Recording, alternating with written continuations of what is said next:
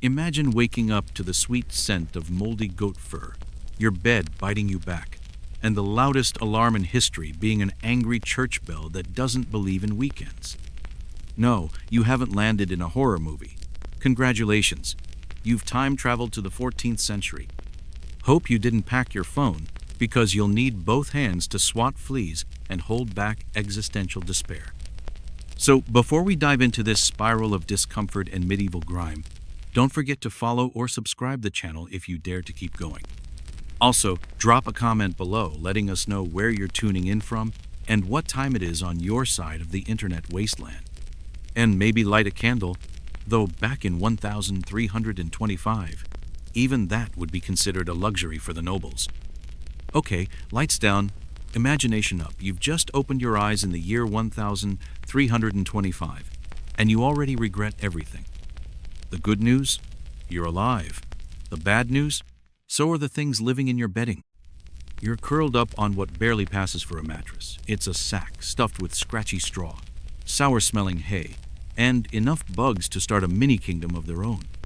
And don't even think about memory foam. The only memory your mattress holds is of cow dung, because it was literally a barn floor last season. No soft sheets, no downy pillows, just a thick wool blanket that's accumulated enough filth to legally qualify as a living organism. It's crusty, damp, and smells like sweat, damp moss, and medieval disappointment. The church bell rings not a gentle chime, but a full-blown sonic assault. This, dear friends, is the local version of an alarm clock. Loud, metallic, and completely unaware of snooze buttons. You jolt upright, only to be greeted by a sharp twinge in your back, and the delightful feeling that your knees were replaced overnight with 2 sacks of gravel. You're 22, which in this era means you've reached respectable middle age and should start writing your will. Every joint complains as you stretch, and your spine makes sounds like someone walking on an old ship deck during a storm. Your home? A cozy little one-room shack, if by cozy you mean drafty, dark, and perpetually damp. The layout is open concept, because nobody's invented walls yet. Your family, the goat, 2 chickens, and a weird guy named Bent Ulf who claims he's your cousin, all share the same 15-foot space. Privacy is a myth, and personal space? Only if you count the 3 inches between you and the goat's backside. The aroma in the air is special. A layered blend of body odor, burnt barley, moist straw, goat emissions, and something that might be mold but smells like despair. There are no candles. Not for mood, not for hygiene, and even if you had one, it would just melt onto the dirt floor and maybe set fire to your life, which, frankly, might be an improvement. You shuffle to your feet. The floor is cold, damp, and suspiciously sticky in places. If it rained last night, water has definitely trickled through your thatch roof and pooled beneath you. Otherwise, that squelch came from something alive, dead, or in between. In any case, your toes are now part of the ecosystem. You glance around. Your mom is waking up, combing lice out of her hair with a twig. Your father is scratching something that makes a squelchy noise. One of the chickens is pooping near the cooking pit. Good morning, 1325. But nature calls, and it's not whispering, it's shouting. And here's where you begin to deeply miss modern plumbing. No toilets, no sinks, no toilet paper. If you're lucky, you get to waddle behind your house to the personal relief zone, which is a generous term for a wooden bucket that's already full because cousin Bent Ulf had one too many moldy turnips last night. It smells like sin and fermented failure, and there's no lid. After finishing your urgent business, you're faced with another medieval gem. Where to toss it? That's right, the street. Yes, the very road people walk on. You're supposed to yell, "Where below?" A kind of medieval warning shout meaning, duck, or wear the worst hat of your life. But nobody ever moves in time. So into the street it goes, joining the flow of waste, animal droppings, and what we'll politely call mystery goo. If you're in town, there might be a public latrine, basically a giant poop party in a wooden shack. No stalls, no privacy. You're seated cheek to cheek with strangers, possibly discussing the weather while trying not to breathe through your nose. And the ventilation? That's just a fancy word medieval people didn't know. Toilet paper? Try leaves, grass, old cloth, or if you're living it up, the scratchiest wool you've ever met. Sometimes people just don't wipe. Let that sink in. Shaking hands was not a cultural norm for a very good reason. You think castles are better? Not really. Lords got to squat over a garderobe, which is a fancy term for a vertical poop chute leading straight into the castle moat. Fun fact, enemies sometimes climbed into castles through that chute. So yes, being attacked through your toilet was very much on the table. Congratulations, you survived the morning's most horrific ordeal. Surely now comes the comfort of breakfast, something hot, hearty, satisfying. Oh, you sweet summer child. There is no hot coffee. There is no scrambled egg. There's no just a little cereal, or even that half-burnt toast you always forget in the toaster. You squat beside the hearth, that is, if you have one and it hasn't gone cold. Breakfast, if you can even label it as such, consists of a hunk of bread tougher than week-old jerky, and a watery soup made from whatever roots or grains didn't rot yet. Forget spices, forget butter, forget taste. This is medieval sustenance. It exists not to delight your tongue, but to keep your stomach from eating itself.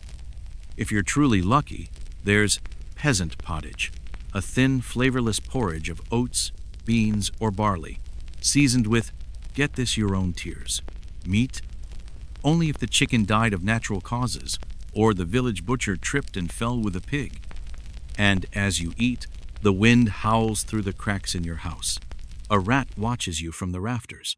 Your cousin is picking his teeth with a chicken feather. You wonder what happened to your dreams of becoming a knight or scholar. Then you sneeze, and suddenly everyone in the room stares at you in fear. Because in 1325, a sneeze might mean you're about to start the next plague. And this is only breakfast. So, you've managed to survive your medieval toilet ordeal without face-planting into a bucket of human failure. Congratulations. What's next? Breakfast, obviously, but don't expect pancakes, fresh brewed coffee, or even hope. In 1325, breakfast is less meal and more culinary surrender.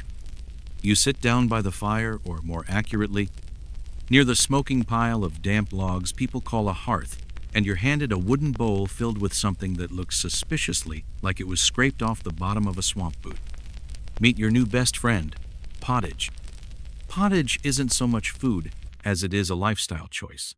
It's a sludgy, lumpy, room-temperature stew made from whatever didn't rot yet. Carrots, turnips, barley, maybe a few beans if you're lucky, and if you're unlucky, some kind of rodent flavor. It's been bubbling in the same pot for days, sometimes weeks, with new ingredients just dumped in whenever someone remembers. There is no real start or end to pottage. It is eternal. It is the soup that dreams gave up on. Next to it, a slice of bread awaits, but not the fluffy, crusty loaf you're picturing. This chunk is more of a weapon than a carb. Made from rye or barley flour, usually extended with creative fillers like crushed acorns or actual sawdust, it has the consistency of a medieval roofing tile. You don't slice this bread, you battle it. You chew it with the same determination as someone cracking walnuts with their gums. Craving a drink to wash it all down? Forget orange juice or your precious oat milk latte. You're sipping a mug of thin, watery ale, yes, at 6 a.m. And no, this isn't you living your best brunch life. It's necessity. The water is teeming with life, and not the kind you want. Bacteria, parasites, strange floaty things. Medieval water is like soup, but in a horror story. So beer, even the weak, barely alcoholic kind, becomes the only semi-safe hydration option.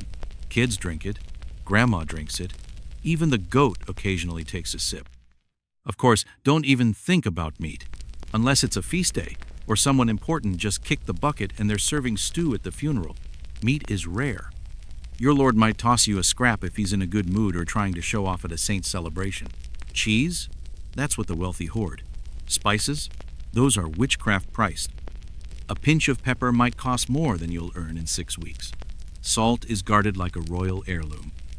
So you chew your gritty bread, sip your sad beer, and try not to think about whether a rat nibbled your pottage during the night. You're not nourished. You're just not dead yet. And now, congratulations again, it's time to dress for the day. Your wardrobe is not a curated aesthetic. It's not even a collection. You own one outfit. One. A rough wool tunic or a scratchy linen shift that has been with you longer than your last haircut. It's stained, it's stiff, and it smells like betrayal. You wear it every day, possibly every night too, because laundry is a medieval fantasy. And no, you don't have seasonal fashion. You just wear the same thing in summer and winter, and either sweat or freeze to death accordingly. Underwear? If you're rich, you might have a linen undershirt.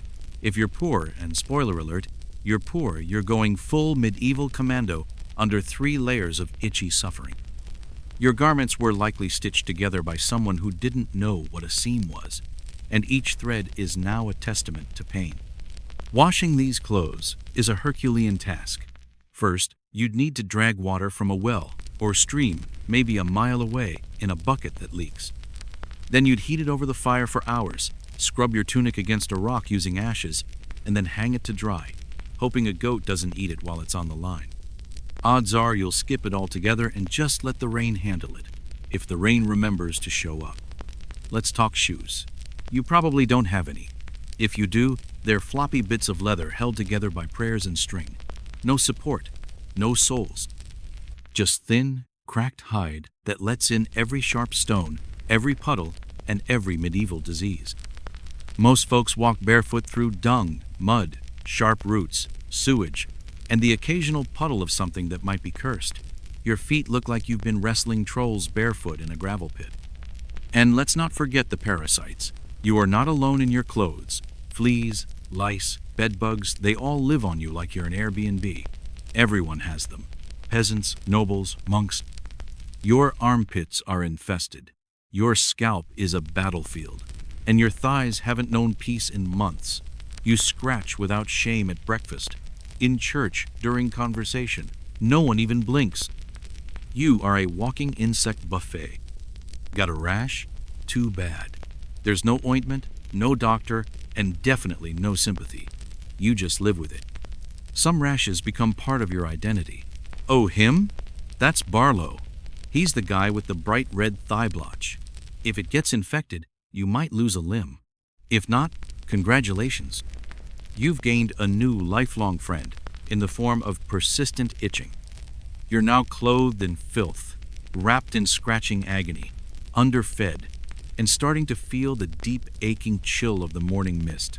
Time to flash that smile? Ha, good luck with that. Oral hygiene in 1325 is a tragic punchline. There's no toothbrush, no toothpaste, no floss, no mouthwash. The concept of dental care is mostly wishful thinking. Some people chew twigs or rinse with vinegar, which is the medieval equivalent of brushing with a chili pepper.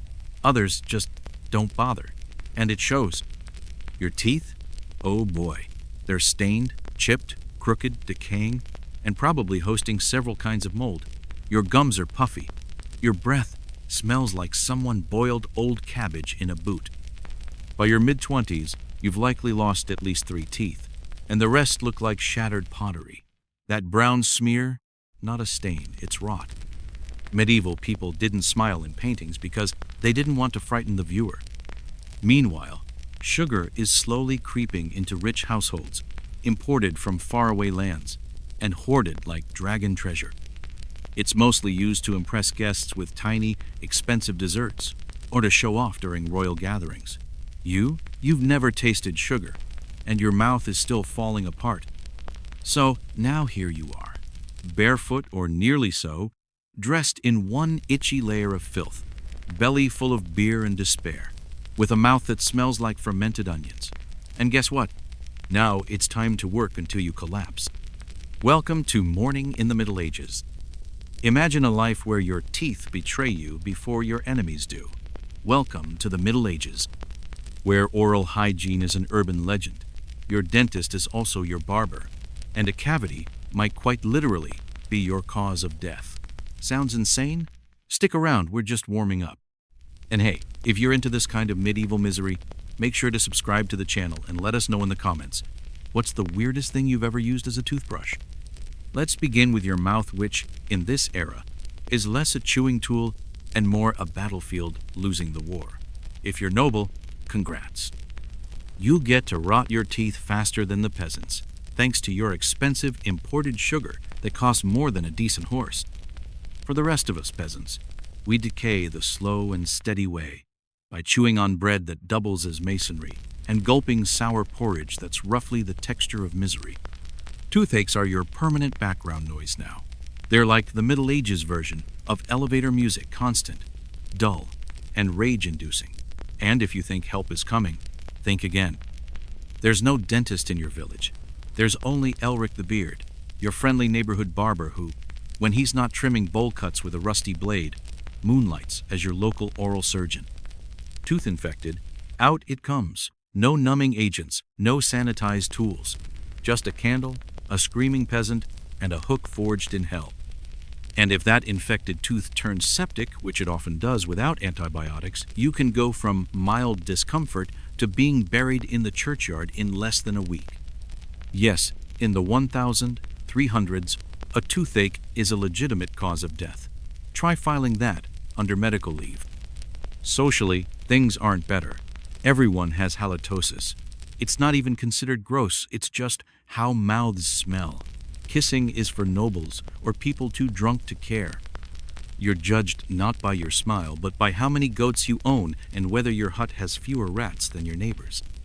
So, with your gums throbbing and your breath capable of ending marriages, it's time to get to work because your job isn't just waiting. It's actively threatening your survival. Let's talk careers. You don't have one. What you have is labor endless, backbreaking, soul-grinding labor and a lord who reaps the rewards. You're not clocking in and out. There's no office, no water cooler gossip, no casual Fridays. You wake when the sun does and work until it disappears behind a haze of smoke and hopelessness. You're a peasant. That means you tend land that doesn't belong to you. You plant seeds, pull weeds, dig ditches, and pray that your spine doesn't decide to file a formal complaint by snapping in half. Your tools are primitive: a splintering hoe, a rusted sickle, and your own tired bones. 6 days a week, sunup to sundown. Sunday is your rest day, unless there's a raid, a funeral, or your infected foot has taken a turn for the gangrenous. And this isn't just for the men. Ladies of the dirt, rejoice, you're working too. You're raising kids, spinning wool, cooking what passes for food, tending livestock, and listening to your husband complain while scratching at the lice slowly migrating toward your side of the mattress. You're basically running the medieval version of a startup with 0 investors and 100% stress. As for the kids, say goodbye to toys and school. You're 5 years old and here's your tiny rake. Better get used to it, because this is your life now. Chasing chickens, hauling water, and wondering what fever will finally take you out. Maybe you're not a farmer. Maybe you're skilled labor, a blacksmith, a tanner, a potter. Better? Nope. You're still spending your days choking on smoke, boiling animal guts, or inhaling toxic fumes in a shed so cramped you can taste your own body odor. You earn just enough to stay alive, if you're lucky. Sick? Tough. Break your leg? Walk it off. Fever? Try warm beer and blind optimism. You can't afford to be sick. If you don't work, you don't eat. And if you don't eat, someone's already eyeing your job. So you grip that shovel, ignore the bleeding, and keep moving. Because in the Middle Ages, your job isn't a livelihood. It's a long, slow-motion endurance test. And the reward for surviving another day? A slightly higher chance of surviving the next. Now let's discuss everyone's favorite coworker, the weather.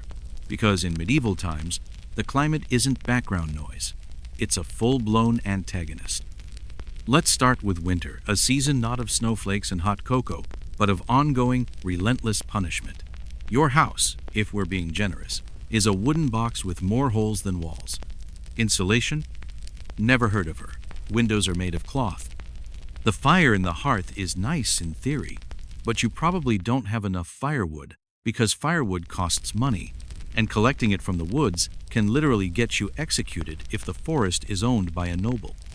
You sleep in your one damp wool tunic, shivering beside dying embers, nose practically frozen off, feet numb, fingers stiff like meat popsicles.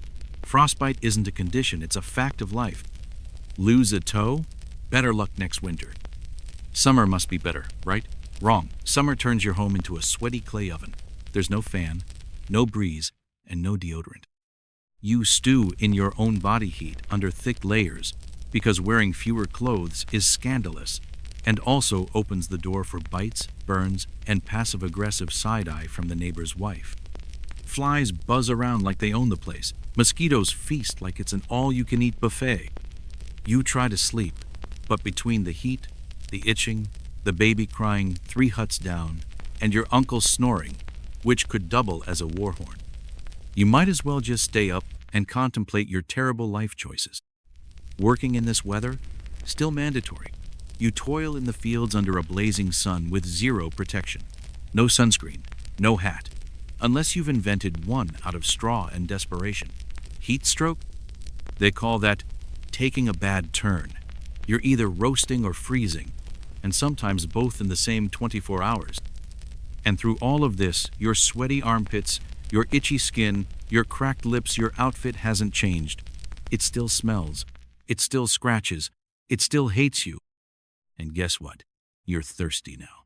Not grab a bottle from the fridge, thirsty desperate. And just like everything else in this timeline, hydration is a hazard. There's a nearby stream. It looks pretty, right? Babbling, clear, almost inviting. It is lying to you. That water is the medieval version of a loaded gun. It might look clean, but it's hosting more bacteria than a public latrine on market day. So you reach for your trusty ale again, because even your morning beer is safer than water. Ever sipped water and lived to regret it? How about a casual bath that literally opens a portal for disease? Welcome back to your new, old life. In the not-so-glorious grime age, the 1300s, where being thirsty might kill you. And going to the doctor is like asking a medieval butcher to fix your spleen with a butter knife. Stick around, this is where the Middle Ages go from grimy to ghastly.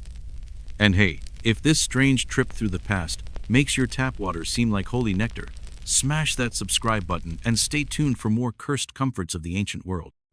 Let's start with water, the clear, innocent-looking liquid that's secretly out to murder you. Picture this. You've finally found a little stream bubbling through the woods.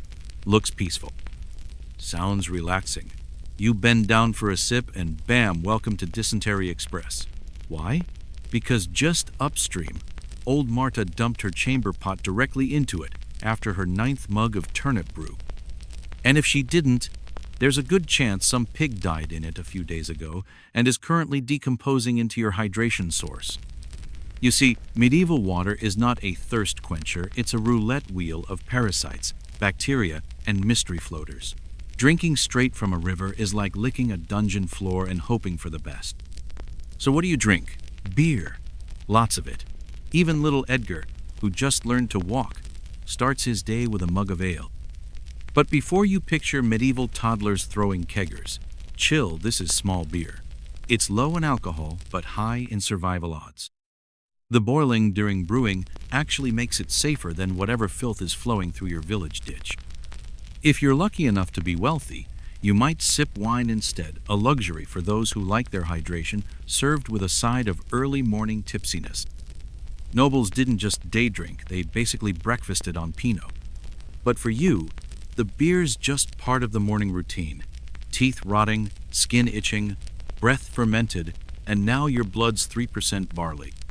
And if you're wondering, surely they used water to bathe though, let's unpack that fantasy. Yes, in theory, bathing was a thing. In practice, bathing was a scandalous, superstitious, logistically horrific nightmare. See, back then, people believed that hot water opened up your pores and invited disease inside. No, really. They thought scrubbing off your God-given grime made you more vulnerable to illness. So the best protection against the plague? according to common wisdom. Don't wash.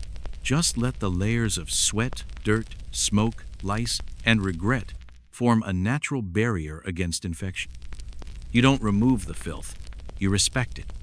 Communal bathhouses existed, sure, but they quickly turned into the medieval version of a scandal-filled spa, gossip pits, hookup spots, and places where things happened that probably required confession and a strong ale afterward. Naturally, the church stepped in and shut a lot of them down because nothing says holy priorities like banning soap but not leech-based bloodletting. And even if you wanted to bathe, say, you're a madman chasing dreams of cleanliness, the effort it takes is enough to make you reconsider. First, you drag a wooden bucket to the nearest well. Then you haul it back. Then you build a fire, boil the water, pour it into a wooden tub that leaks like your neighbor's stories, and hope nobody else uses it before you. Because once someone else dips in, that's no longer a bath, that's a broth. Some people tried catching rainwater. Sounds dreamy until you realize the barrels you're using are full of mosquito larvae, bird droppings, and something green that might be moss or something worse. Either way, you're not getting out of this clean, whether it's going in your body or on it. Water in the Middle Ages is basically liquid dice.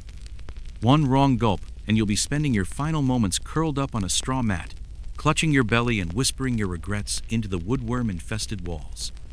Let's say you drank the water, or maybe you just tripped on a cursed turnip and twisted your ankle. Either way, you're sick. You need help. You need medicine. Bad news. You live in medieval Europe, where doctor is Latin for person who guesses and then drains your blood to see what happens.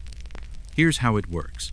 All illnesses, and we mean all of them, are caused by an imbalance in your body's 4 sacred juices, also known as humors. These are blood, phlegm, yellow bile, and black bile. According to the science of the time, read educated guesswork and ancient Greek fan fiction, you are a human soup, and staying healthy means keeping the ingredients balanced. Got a fever? That's too much blood. The fix? Bleed you out. They'll slice a vein or stick on some leeches or both, and drain you like you're a wine cask on feast day. And who's doing this? Probably Harold the barber. Yes. The guy who trims your hair is also qualified by absolutely no formal education to cut open your arm and let the bad blood drip into a basin he rinsed out with last week's soup. Feeling moody or anxious? That's excess black bile. Treatment? Laxatives. You heard me.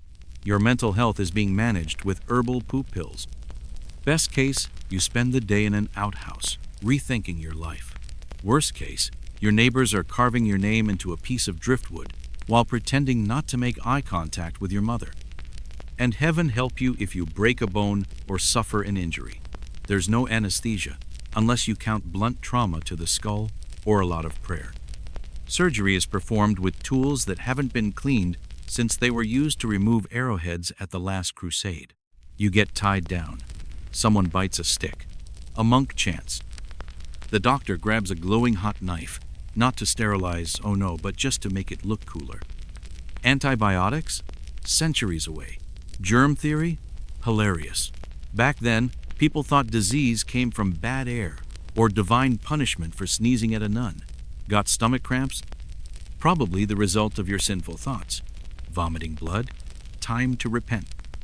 There's no real medicine, just a combination of superstition, trial and error treatments, and a lot of people dying in mysterious and very preventable ways. If your condition worsens, and it will, you'll get more leeches, more laxatives, maybe some holy water dabbed on your forehead, and then left alone in a bed stuffed with straw, hoping you don't sweat yourself into an early grave. And through all of this, no one washes their hands. So the next time you open your medicine cabinet and see antibiotics, painkillers, and mouthwash, take a moment to appreciate your privilege. Because in the Middle Ages, a stubbed toe, a bowl of water, or an accidental cough could easily be your last adventure. Imagine coming home after a long, back-breaking day of hauling firewood, feeding pigs, dodging infections, and battling your own itchy tunic, only to find your dinner is a potential crime scene. Not because it looks like a weapon, but because it actually might kill you. Welcome to medieval dining, where the food is cursed, the milk is gambling, and the only seasoning you'll ever taste is disappointment. Before we dig in, hit that subscribe button if you've ever felt grateful for your fridge or modern plumbing. Because after this, even your sketchiest leftovers are going to look like Michelin star cuisine. So you stumble back into your one-room timber hut, let's call it, the Crumble Inn, with your stomach growling louder than Brother Gerald's Sunday sermon. You're hungry, starving, really. You crave something warm, filling, maybe even edible. Well, tough luck. First up, meat. That glorious, savory luxury you dream about while plowing fields and coughing up black bile. If there's meat in the pot tonight, it's probably because old Rodrigue's goat keeled over, and nobody asked too many questions. It's been hanging out back for a few days, aged by the breeze, and by aged, we mean covered in flies, slightly green, and casually gnawed by a rat named Bernard who lives behind the firewood stack. The only thing standing between you and full-blown food poisoning is salt. Lots of salt. That or cold weather. Maybe the meat's still edible because it froze solid on the walk home. Maybe not. But either way, you chew slowly, because this might be your last supper, and not in the biblical sense. Bread? Oh, there's bread. But don't expect a fluffy loaf that crunches just right. This thing could double as a blunt weapon. It's dense, it's dark, and if you dropped it on your toe, you'd need medieval surgery, which, as we've discussed, is just screaming and leeches. The bread isn't even just bread. In lean seasons, people pad it out with things like ground bark, powdered clay, or sawdust. Yes, sawdust. You are literally eating furniture seasoning. And if it's rye bread, you might get a special surprise. Ergot, a delightful little fungus that causes seizures, hallucinations, and the occasional spontaneous death. It's like eating a cursed baguette mixed with a haunted mushroom trip. Vegetables? Sure, as long as you're okay with every single dish featuring turnips, boiled turnips, mashed turnips, roasted turnips, if you're fancy. Your pottage, that everlasting stew of roots, beans, and culinary regret has been bubbling for weeks. It smells like sadness and looks like something a troll sneezed out. And there's a 30% chance the rat from earlier was swimming in it last night. Fruit? Only during that 1 week in fall when apples don't taste like vinegar. Sugar? Forget it. It's rare, expensive, and hoarded by nobles like they invented diabetes. If you ever get a pinch of cinnamon or pepper, it's probably from a merchant who charges more than a month's wages for a handful. Butter and cheese? Oh, they exist, but they're homemade in ways that shouldn't be legal. The milk they're made from started turning before it got churned. But you eat it anyway because, well, your other option is chewing your own belt and praying it's digestible. And let's not forget, every bite could get you executed. See, animals like deer and rabbits? They belong to your Lord. Poach one, and you might end up swinging from a rope for stealing dinner. So if you catch a wild hare and roast it over an open flame, you better hope your neighbor isn't Agnes the Snitch, who lives to report people for crimes like breathing too loudly or smiling on Sundays. So there you are, gnawing on moldy bread and turnip soup, trying to ignore the smell of mildew and goat in the air when the church bell rings again. That's not just ambiance. That's your real boss calling. See, in the medieval world, God isn't just watching. He owns everything. The church controls your calendar, your education, your sense of right and wrong, and basically your entire existence. It's less a spiritual institution and more like a divine HR department with a torture fetish. Every day is structured around prayer.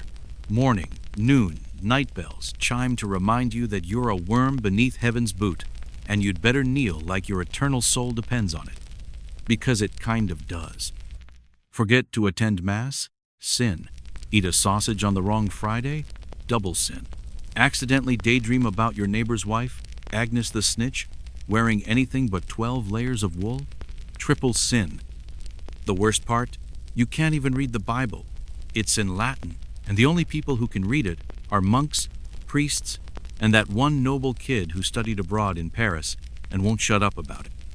So everything you know about God comes from the guy who also decides if your crop failure was due to bad soil, or your lack of faith, tithing isn't optional either. You give 10% of everything: grain, eggs, chickens, wool, even your own children's hopes to the church, even if you're starving. Even if your harvest is 6 moldy onions and a pebble that looks like a duck, no exemptions. God wants his cut. And let's talk about holidays. There are a lot of them, but don't get excited, these aren't for relaxing. Holy days mean fasting, kneeling, confessing, and listening to long sermons about how your soul is a mud-covered abomination barely tolerated by heaven. And if you dare to question anything, heretic, witch, devil's puppet. Hope you enjoy being set on fire in the town square while people throw stale bread at your head. Now, you might be thinking, okay, that's bad, but at least everyone was suffering equally, right? Oh, you sweet summer child. Being a woman in the Middle Ages was like playing the hardest level of life with no save points, permanent debuffs, and a society that thinks you're property. From the moment a girl is born, her future is written in mud. You marry young. You birth as many kids as your body can physically tolerate. You serve your husband. You obey the priest.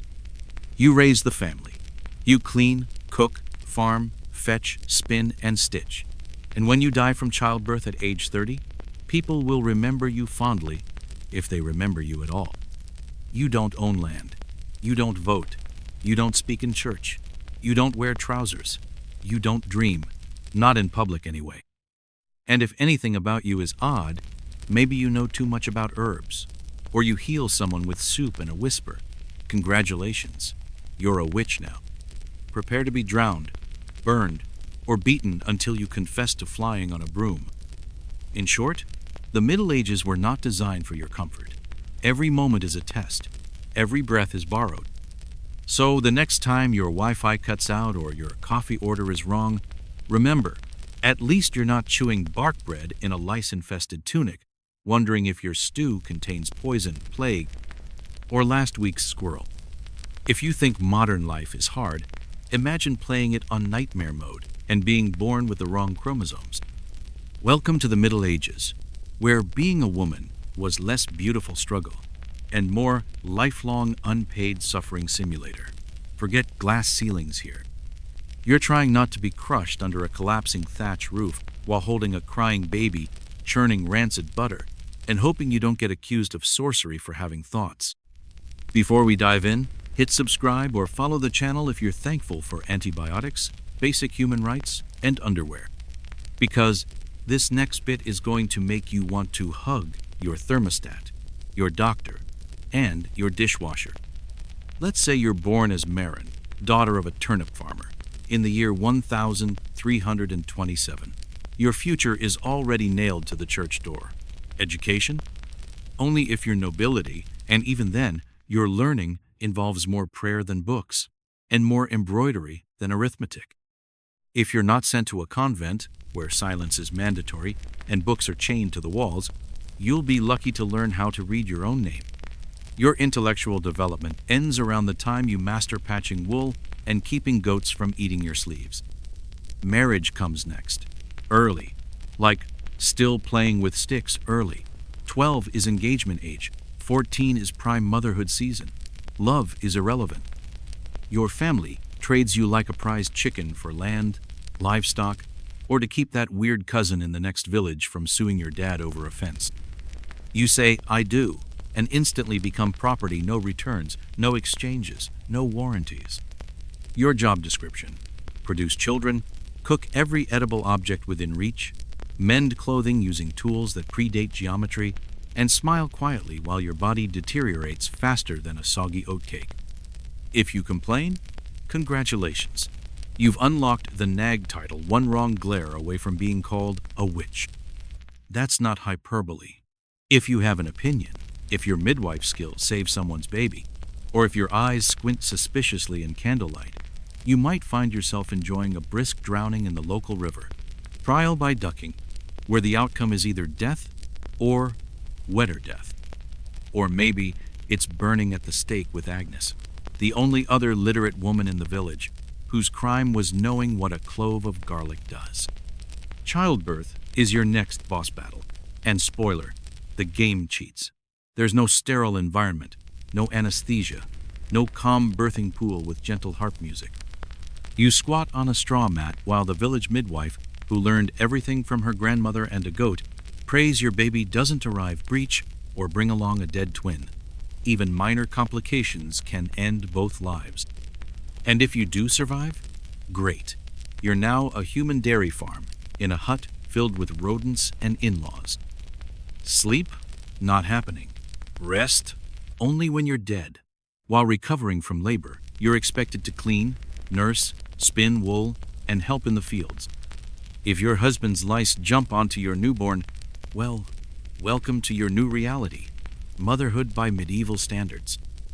If you're unmarried, the village treats you like a walking scandal. Widowed? Now you're a vulnerable target. Speak your mind or live alone. You might as well be wearing a sign that says, "Ask me about my potions." Even if you become a nun, a so-called spiritual escape, you're wrapped in rules so tight you'd swear they were designed by a frustrated monk with a grudge against freedom. No speaking without permission. No leaving the grounds. No independent thought. And if you do have spiritual insight, guess what? Still ranked below the lowest male priest who just finished his first communion.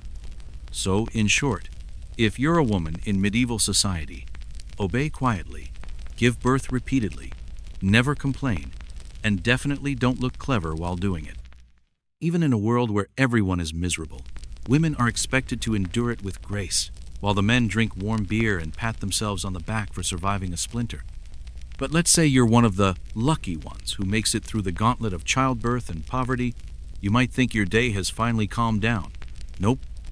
Cue medieval violence, constant, casual, and weirdly accepted like bad weather or goats in the garden. Medieval society was soaked in blood, and not the dramatic, heroic kind. The law wasn't a structure. It was a coin flip wrapped in chainmail. Justice? That depended on whether the local baron woke up in a good mood or whether his wine was soured that morning. Violence was everywhere. In the house? Normal. A husband was legally and spiritually entitled to discipline his wife, often with his hands, sometimes with objects, and always with impunity. In the streets, brawls erupted over bread, insults, or who got the last half-rotted apple from the communal basket. Theft? Meet the punishment buffet. Steal something, lose a hand, gossip too much? Enjoy the scold's bridle, a metal muzzle with a tongue clamp, because apparently you deserve medieval orthodontic torture for being chatty. Lie to a noble? Tongue piercing, not the fun kind. Accused of a major crime like heresy or witchcraft? Welcome to trial by ordeal, a form of divine justice, invented by someone with a sadistic imagination and a loose grip on logic. Dip your arm in boiling water to retrieve a stone. If your flesh doesn't rot off within 3 days, congratulations, you're innocent and just terribly scarred. Or how about the float test? You're tossed into a river tied up. Sink and drown? Innocent. Float and live? Guilty. Either way, they still kill you. It's like a medieval game show hosted by Satan himself. Executions weren't private affairs. They were full-blown community events. Hangings, beheadings, burnings, bring the kids, pack a moldy loaf. Laugh at the guy who stole a goose and now has to pee in a bucket because he's missing key limbs. Even warfare wasn't exceptional. It was routine. Petty feuds between landowners, religious crusades over distant deserts, and raiders passing through just because it was Tuesday.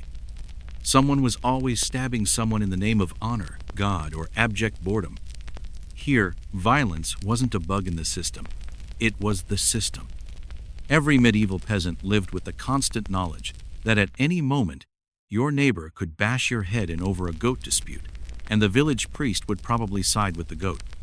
And finally, if you're somehow still breathing after childbirth, accusations, beatings, and scurvy congratulations. You now face the ultimate medieval inevitability, an early, dirty, unimpressive death. Live to 40? You're basically a wizard. Most people don't. The average life expectancy hovered in the 30s, not because people dropped dead at 30, but because infant mortality dragged everything down. Half of all children died before age 5. Before they could speak, Many were buried in unmarked graves behind churches, their names already forgotten. Disease was a silent, swift executioner. One infected flea, one bad mushroom, or one too warm cup of goat milk, and suddenly you're sweating out your final prayers in a straw bed, watched by 3 monks, a confused chicken, and your 4th child named after your 3rd who didn't make it. No vaccines, no painkillers, no hope, just willpower, fever dreams, and the cold reality that death is always nearby, waiting behind the next bad turnip. So next time you wake up late for your 9 a.m. Zoom call and complain that your coffee's cold, remember, at least you're not barefoot in a pit of manure, dodging pitchforks and eating soup made from mystery root. 17. Picture this. You've spent your day scratching, starving, sweating, and possibly being accused of witchcraft for owning a squirrel that looked too smug. You've survived your only meal trying to kill you, dodged parasites with teeth, and made it through fields of broken dreams and barley. And now, just as the sun bleeds into the horizon, your body collapsing like overcooked pottage, death knocks, but not the romanticized poetic kind. No, this is the Middle Ages. Death here wears fleas, smells like mildew, and shows up unannounced, often with an infection and a poor attitude. There's no doctor riding in with a miracle cure. There's no warm hospital bed. If you're lucky, you get a prayer and a mug of hot water. Maybe someone's holding your hand. Maybe someone's stealing your shoes. That's how most lives ended, quietly, coldly, on a straw mat that soaked up more tragedy than comfort. And for men, the Grim Reaper had plenty of reasons to visit. A pitchfork to the foot while farming, an infected splinter from chopping wood, a friendly neighbor who suddenly decides to reenact the Battle of Hastings over unpaid ale. Even a trip to the marketplace could be your last if a tax collector was having a bad week or a bandit was feeling theatrical. Oh, and then there were the real party starters: famine, plague, and oops, guess that mushroom was a demon in disguise. The Black Death didn't knock. It kicked the doors off the hinges, turned bustling cities into ghost towns in days, and left the survivors shaking, coughing, and wondering which rat ruined it all. If your village wasn't chewed up by plague, there was always famine waiting in the wings. One bad harvest, and suddenly you're boiling shoe leather and dreaming of acorns. Entire communities faded like smoke in winter gone before the next tax was due. And let's not forget the magic of ergot poisoning. That fun fungus that made your bread look fine but made your brain believe the trees were whispering insults. Your last moments? Spent howling at walls and fighting imaginary serpents. You don't so much pass away as lose a very intense argument with your sandwich. Funerals? Don't expect roses and organ music. Bodies were tossed into shallow graves, barely covered in dirt, and usually buried as fast as possible, not out of respect, but to prevent more death. No embalming, no fancy casket, just a hole in the ground, a muttered prayer, and your neighbor wondering if he can use your tunic now that you're done with it. Because in this world, death isn't a grand exit. It's the silent answer to 1,000 small insults to your body. It's the final chapter in a book you didn't get to edit. There are no retirement plans here. You don't clock out, you vanish. So let's rewind and recap. You've awakened in a lice-ridden hut with half a pig in your bed and a pail of pee near your head. You've scraped pottage off a crust of sadness. You've worked until your spine begged for early retirement. You've prayed not to die and begged not to live like this. And for what? A single day in 14th century Europe. Still dreaming of being a knight in shining armor? Think again. The fantasy-polished boots, candlelit halls, brave duels, that's just modern marketing. The truth is uglier, hungrier, and significantly more itchy. Chivalry? That was mostly PR. Knights didn't rescue princesses. They collected debts with swords and occasionally fought because someone sneezed wrong. The noble lifestyle? Still rotten. Sure, you might own land and have a bed that didn't smell like betrayal, but you were just as likely to die from an infected shaving cut or a poisoned goblet handed to you by a disgruntled cousin. Life wasn't simple in the past, it was relentless. Everything took longer, hurt more, and came with a higher risk of mortality. Boiling water? took hours. Making bread, days. Washing clothes, a week, and a decent chance of pneumonia. Every basic task we now accomplish in 5 minutes used to be a test of stamina and prayer. Want to chew food? You might break a tooth. Want to walk to the next village? Say goodbye to your kneecaps and possibly your goat. And if you dare to dream of something better, good luck. Social mobility in medieval society was about as rare as fresh socks. You were born where you'd die, worked where your parents did, and died under the same stars you learned to fear as a child. No Google, no doctors, no escape. That strange mole, it's either cancer or a demon. Either way, you're on your own. Most people never traveled beyond a 10-mile radius of their birthplace. The universe was your village. Everything else was rumor, legend, or church gossip. But, and here's the maddeningly beautiful part, people still lived. They laughed. They made songs about flatulence and dreams about better grain. They fell in love under parasite-ridden stars. They found purpose, not because life was kind, but because they were defiant enough to seek joy in a world that kept saying, no.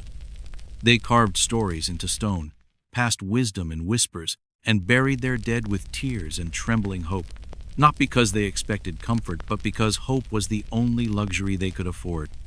So tonight, when you wrap yourself in clean sheets, tuck into a hot meal, and flush your toilet with casual elegance, pause. Appreciate. You're not boiling your socks to make soup. You're not risking syphilis because your toothbrush broke. You're here breathing clean air, sipping safe water, Googling rashes instead of just naming them after saints. All of that made possible by ancestors who endured the dark so you could live in the light.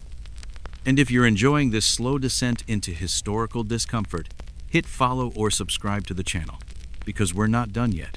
The Middle Ages aren't finished with you. In our next journey, we step out of the mud and into the marble halls of power. A girl named Sophie, a frozen empire, and a transformation so grand it changed the course of history.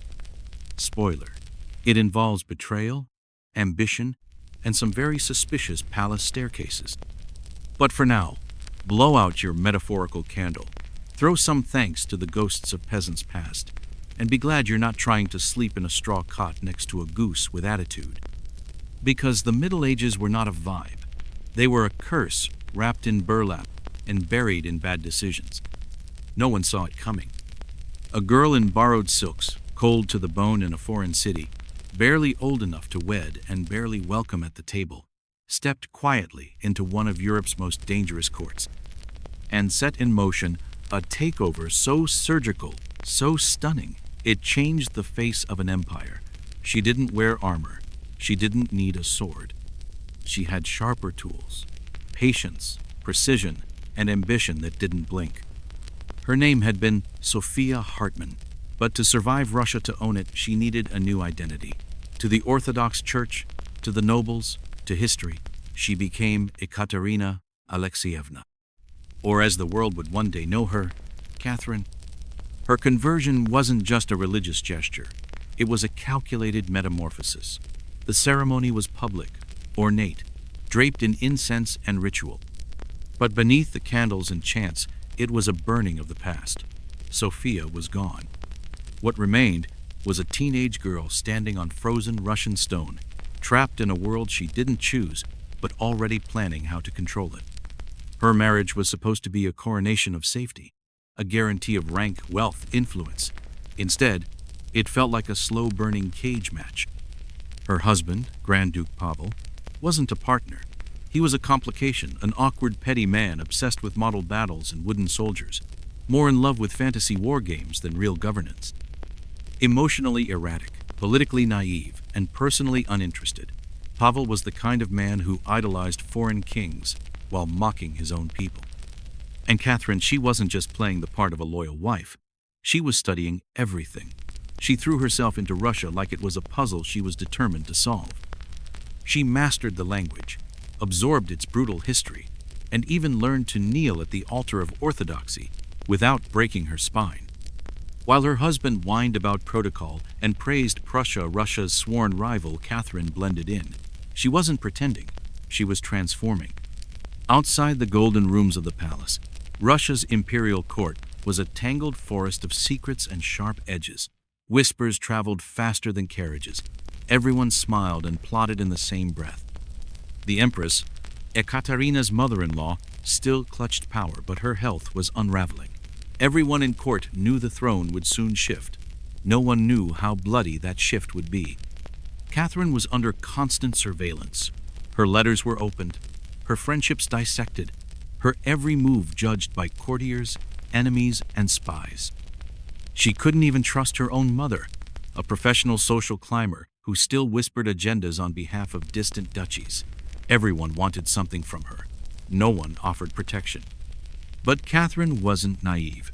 She learned to operate in silence, to move like a shadow and observe like a hawk. While Pavel threw tantrums about not being praised enough, Catherine gathered allies. She charmed military officers, entertained philosophers, and carefully built a network that ran deeper than anyone suspected. She wasn't just the Grand Duke's wife. She was a political volcano, quietly pressurizing. While Pavel played with dolls in a general's uniform, Catherine read Enlightenment philosophers by candlelight: Voltaire, Diderot, Rousseau. She wasn't just absorbing ideas. She was shaping a blueprint not just for her survival, but for Russia's transformation. But the problem was clear. Pavel lived, and as long as he did, Catherine would never rule. He was the heir. She was an accessory. So she waited, patiently, for nearly 2 decades. And then, finally, the pieces moved. In 1762, after years of declining health, the Empress died, and just like that, Pavel was no longer a disrespected joke. He was Tsar Pavel III. And within weeks, he proved why that was a mistake.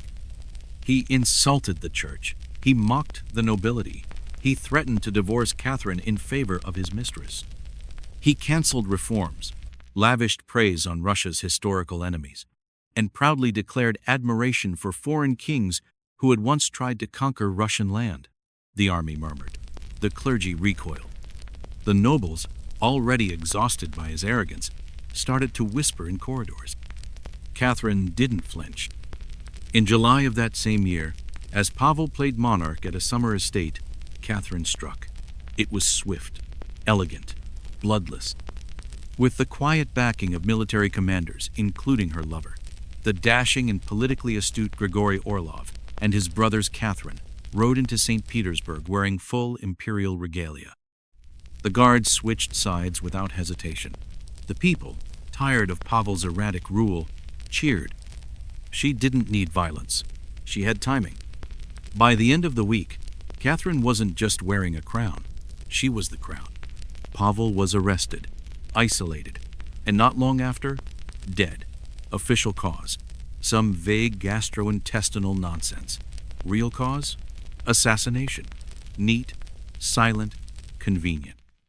History would never confirm it, but everyone understood. Catherine wasn't empress by birth. She wasn't even Russian by blood. But she was now the most powerful woman in the empire, not because she inherited it, because she took it. But victory was only half the battle. Now she had to rule. Taking power with no legitimate claim was dangerous. Keeping it was a whole different storm. She couldn't afford to be seen as a schemer. She had to evolve from ambitious consort to enlightened monarch, from chess piece to queenmaker. So she rebranded. She embraced the Enlightenment not as an aesthetic, but as a mission. She wrote letters to Voltaire. She reformed laws. She built schools, sponsored hospitals, and modernized agriculture.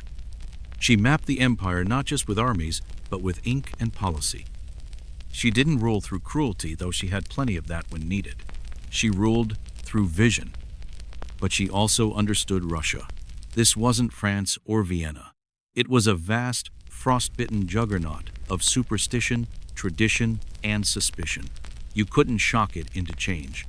You had to coax it, charm it, dress the future in robes of the past. So she balanced enlightenment with autocracy, science with ceremony.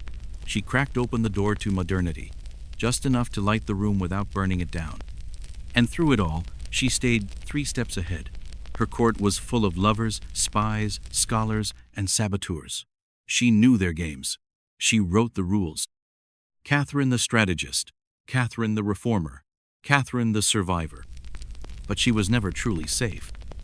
One mistake, one misstep, and she could suffer the same fate as her husband. So she governed with a dagger behind her smile and a contingency plan behind every proclamation. She didn't just survive the Russian court, she made it hers. And while others crowned themselves with gold, Catherine crowned herself with history. This was not just a woman who wore a title, this was a woman who rewrote what power could look like. She didn't just seize the throne, she rebuilt it. She didn't want the throne just to sit on it. She didn't cross oceans and rewrite her name in fire just to warm a cushion and wave at parades.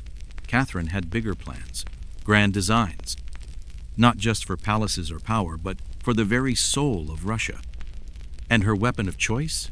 Books. While her late husband Pavel had spent his days worshipping Prussian kings and organizing parades for toy soldiers, Catherine was devouring the ideas of Voltaire, Montesquieu, and Diderot, names that could shake governments in Paris and cause ulcers in palaces. She wasn't just reading Enlightenment thinkers, she was living them, line by line, law by law, battlefield by battlefield. But here's the twist. Catherine ruled with absolute power. She could crush rebellion with a nod and exile critics to the ends of Siberia with a breath. And yet, she saw herself, at least in theory, as a servant of the people. It's complicated, isn't it? She wrote letters to Voltaire for over 15 years. Not shallow diplomacy, but real correspondence. Flattery, arguments, policy talk, all filtered through the velvet glove of a woman who understood power down to the molecule. Diderot. She invited him to her court and then bought his entire library to support him financially. If Enlightenment was a flame, Catherine was both the lantern and the keeper of the match. Behind the royal curtains, Catherine turned study into strategy. She pored over dusty legal tomes, argued reform with her advisors, and started assembling something radical, a blueprint for a new Russia. One of her boldest moves came early: the formation of the Legislative Commission in 1767. Its mission? Rewrite Russia's entire legal system from scratch. A complete recoding of empire. Think of it like updating a country, from feudal Windows 95 to something more functional. She penned her own political manifesto to guide them, the nakaz, or instruction. But don't let the mild name fool you. This was a high-stakes philosophical bomb in royal prose. She called for equality before the law, denounced torture, claimed rulers should serve the people, not dominate them. In 18th century Russia, this was borderline revolutionary. But Catherine wasn't stupid. She knew ideas were lovely until they met Russian reality. Her empire was still chained to feudalism, a medieval continent with powdered wigs. The nobles were addicted to their power over the serfs, and serfs weren't citizens. They were property. So Catherine played a tightrope game. She banned certain types of torture. She funded secular schools and libraries. She encouraged science, medicine, even the arts. But at the same time, she handed more control of the serfs back to the nobility. Why? Loyalty. You can't build a modern state if your entire upper class is sharpening pitchforks behind your back. That was Catherine's art, selling progress with one hand while feeding tradition with the other. She was a philosopher queen in public, speaking of justice, humanity, and learning. But behind closed doors, she was a chess master in furs, moving pieces, calculating moves, and always guarding her flanks. She wasn't trying to turn Russia into France. She wasn't copying Europe. She was modernizing her own way with her rules, on her terms. And that meant one thing. You don't just reform a kingdom, you expand it. Catherine had no intention of simply beautifying her domain. She wanted an empire that made kings nervous and cartographers run out of ink. Where Peter the Great had cracked open a window to the west, Catherine ripped down walls. Her most ambitious military project? Wresting power from the Ottoman Empire. For decades, Russian rulers had dreamed of warm water ports, places where their ships wouldn't freeze half the year and where trade could flow like blood. Catherine made it happen. In a series of brutal, brilliantly orchestrated campaigns across the 1760s and 1770s, Russian generals, including her loyal warhound, Marshal Alexei Surov, and the grandiose Grigory Pompilov, battered Ottoman forces and claimed vast stretches of land. Crimea, the northern coast of the Black Sea. Strategic port cities that once belonged to the Sultan now flew the Russian banner. And to the west, Catherine saw opportunity wrapped in chaos. Poland, or more accurately, the struggling Polish-Lithuanian Commonwealth, was cracking under the weight of its own politics. It was ripe for slicing. So Catherine didn't just invade, she negotiated with the eagerness of a butcher carving a ham. Alongside Prussia and Austria, she orchestrated 3 partitions of Poland, from the late 1770s through 1795. By the end, Poland as a sovereign state was wiped off the map, swallowed whole, chewed by empires, and never quite the same again. Diplomatically, it was genius. Militarily, it was cold precision. Morally, let's just say Catherine didn't lose sleep over maps. With every new border drawn, she didn't just claim territory. She claimed identity. She was now the force in Eastern Europe, a ruler who expanded her empire without apology and wrapped it in philosophy. The West began to notice. They had to. Voltaire called her the Star of the North. Monarchs feared her, scholars adored her, and revolutionaries watched with awe and envy. She was enlightenment with teeth. But again, balance was everything. Because even as she lifted Russia's reputation abroad, at home the old cracks still whispered. Reforms slowed. The nobility got comfortable. The peasants stayed crushed under iron boots. Many of them still serfs with no freedom, no hope, and no future. Enlightenment, it turns out, doesn't come standard with freedom for everyone. And yet Catherine persisted. She created one of Europe's largest art collections. She founded the Smolny Institute, the first state-run school for girls in Russia. She imported paintings, scholars, architects. She brought sophistication to a court that had once measured culture by the size of its mustaches. Russia was changing, slowly, painfully, imperfectly, but undeniably. Not through revolution, through will. She had no divine right, no legendary bloodline, just ambition, intellect, and a refusal to be ignored. She took an empire considered backwards and made it modern. She took a throne seen as unstable and made it eternal. But there's one more layer to her story, one truth that modern myths often skip. Catherine didn't just govern, she performed. Every gesture, every letter, every portrait sent to foreign courts, they were part of her strategy. She turned monarchy into theater and herself into a living symbol of progress. She wasn't just ruling Russia, she was Russia. The same woman who once arrived in St. Petersburg, wearing German cotton in the snow, was now draped in ermine, her image stamped on coins, her ideas stitched into policy. She had started as a pawn, maneuvered like a bishop, and crowned herself like a queen. And the world, stunned and speechless, could only applaud.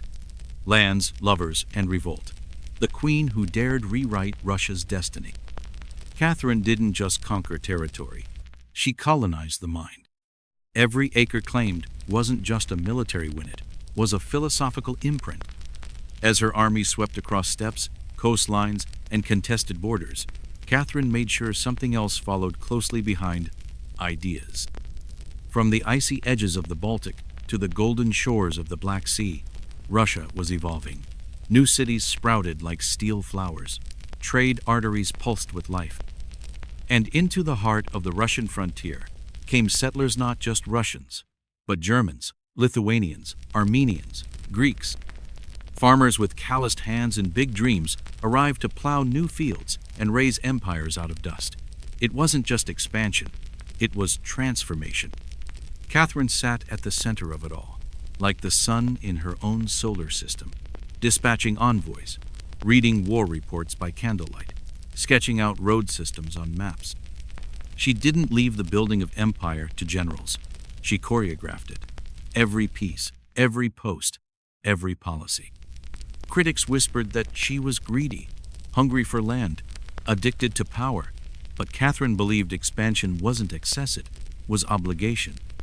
A true ruler, she argued, had to leave a legacy not just in law books or marble statues, but in the literal shape of the earth beneath their feet. To her, an empress who didn't redraw borders wasn't an empress at all. But power, as Catherine knew all too well, didn't just live in the courtroom or battlefield. It hid in shadows, behind velvet curtains, beneath silk sheets. And that's where her story gets louder. Because Catherine's private life, especially the company she kept, was the subject of endless fascination, and not without reason. Where most rulers chose partners for diplomacy or discretion, Catherine built a veritable cabinet of charm. A curated rotation of younger men, often dashing, always ambitious, filled the halls of her affection. Some were poets, others were soldiers, many were both. She didn't hide them. She didn't need to. When they pleased her, they were rewarded. Titles, land, palaces, pensions. When they didn't, a polite dismissal, a handshake, and maybe a comfortable retirement estate on the Black Sea. But one stood apart, Count Grigory Paltin. Bold, visionary, scandalous in all the right ways. He wasn't just a lover, he was a co-conspirator, co-ruler, and possibly, if rumors are true, her secret husband. Together they shaped the southern expansion of the empire, founded cities, drafted military strategies, and redefined what it meant to govern with both fire and finesse. Paltin was more than a romantic subcloth, was a pillar of her reign. But the world couldn't handle a woman who governed with her heart and her head. Foreign dignitaries, rival nobles, and pamphleteers obsessed over her romances. Satirical sketches depicted her as ravenous, erratic, scandal-drunk, and after her death, the stories got darker, more ridiculous. One particularly vile myth involving a horse, completely false, was fabricated and spread by enemies desperate to reduce her legacy to tabloid fodder. Why? Simple. Because Catherine didn't apologize for her desires. She didn't perform the role of the pious virgin queen. She lived, she loved, she ruled on her own terms, and that made her threatening. Yet behind the palace walls, her views on love were surprisingly grounded. She saw intimacy as natural, essential, but not necessarily permanent. Emotions didn't interfere with statecraft. Her lovers didn't meddle in court policy unless they earned the right. And when their usefulness, political or personal, expired, she let them go with grace and a generous parting gift. No drama, no downfall, just closure and a carriage ride. Her approach to relationships was more pragmatic than most male rulers, who often let affairs of the heart become matters of the state. Catherine's bedroom was not a distraction. It was a carefully managed portfolio. But not all enemies of the throne came in the form of whispered gossip or foreign spies. In 1773, a threat rose from within a bearded spark named Yevgeny Putorin, who would nearly burn the empire to ash. He wasn't a prince, not a general, not even a noble. He was a Cossack deserter. But what Putorin had was far more dangerous than pedigree, a claim. He declared himself the resurrected Tsar, none other than Peter, Catherine's dead husband, risen from the grave to reclaim his throne from the foreign witch. Everyone knew Peter was gone, dead and buried, probably poisoned. But logic didn't matter to the angry masses. Russia's lower classes were exhausted, broken. Serfs chained to landowners, taxed into oblivion, starving in a land of abundance. They didn't need truth, they needed hope. Putorin gave them that, and a promise: freedom from serfdom, lower taxes, land in every hand. His rhetoric ignited like a match in dry brush. Peasants, Cossacks, Orthodox zealots, even mystics, they all rallied. Towns fell, fortresses were seized, noble estates went up in flames. For a terrifying stretch of months, it seemed Russia might tear itself in half. This wasn't a skirmish in a distant province. This was a full-blown civil earthquake. Catherine, despite her iron calm, was rattled. She'd built her empire through strategy and brilliance, but here was chaos, blooming from the roots of the very people she was meant to rule. The Enlightenment had no instructions for uprisings in fur-lined backwaters. There were no philosophers who told you how to stop a mob that believed your dead husband was their living messiah. So Catherine did what rulers do when ideals no longer suffice. She brought down the hammer. Elite troops were mobilized, ruthless and efficient. Putorin's army, brave but scattered, was no match.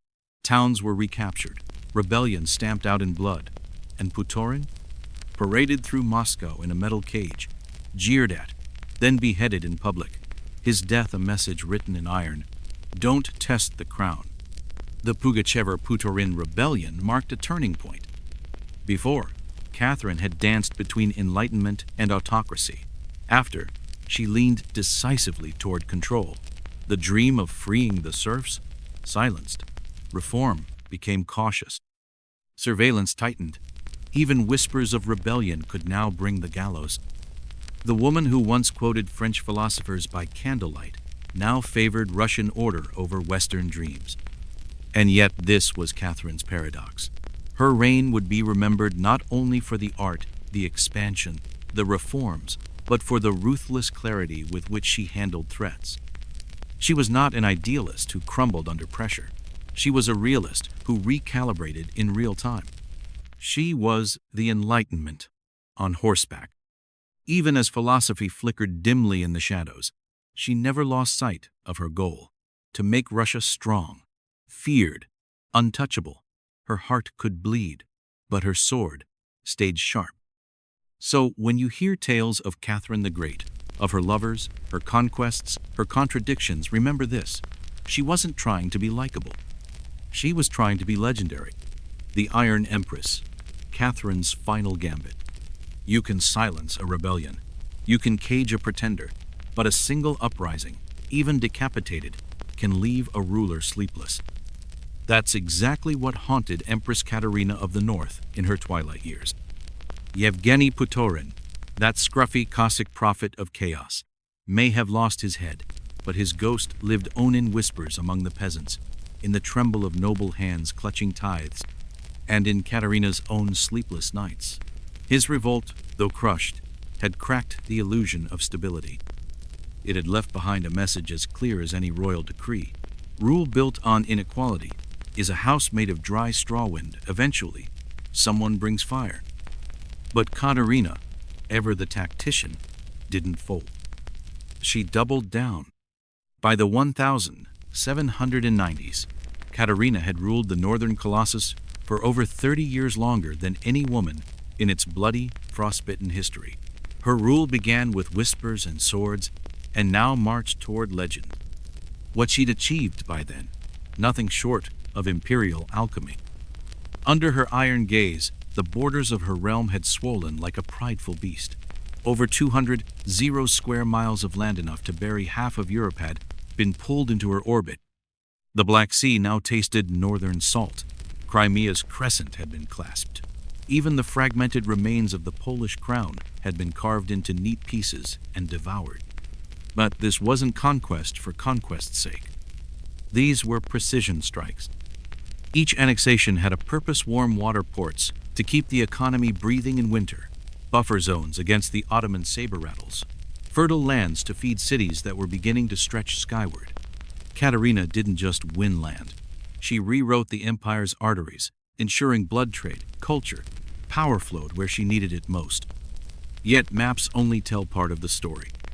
Beyond war and borders, Katerina launched something more enduring: a cultural revolution from above. Where once there had been silence, now came symphonies. Her court glittered with Enlightenment thinkers, foreign dignitaries, and artists whose names would outlive their empress. She birthed institutions of elegance and ambition. Chief among them, the Great Arquat we now call the Imperial Museum. Katerina's art collection was a statement to the world. Russia was not just a snowbound fortress, it was a seat of intellect. worthy of standing beside Paris, Vienna, and Rome. She acquired paintings by the hundreds, not to flaunt wealth, but to claim aesthetic territory. She penned letters by candlelight to Voltairean minds across Europe, sparring with philosophers, sometimes flirting with them too. She was no hollow patron. She engaged. She argued. She dreamed. She brought smallpox inoculation to the Empiria, stunningly bold move for the time, and allowed her own arm to be pierced with the needle in full public view. No empress in Europe had done the same. It wasn't just science, it was spectacle. She turned medical risk into political theater, and the empire took notice. She opened schools for girls. Let that settle in. In a world where daughters were currency and curiosity was dangerous, Katerina dared to teach them. Books were printed in greater numbers. Literacy crawled, then limped, then walked into the countryside. Change was not fast, but it was moving. Still, for every statue she raised, there was a shackle she refused to cut. Katerina's reign was a paradox etched in marble and soot. The very Enlightenment ideals she wore like a jewel were often dimmed by the reality she ruled. She had the power to dismantle serfdom to free millions. Instead, she expanded it. Her empire was polished on the surface but remained jagged underneath. Her reforms? Real, ambitious, but mostly from the top down.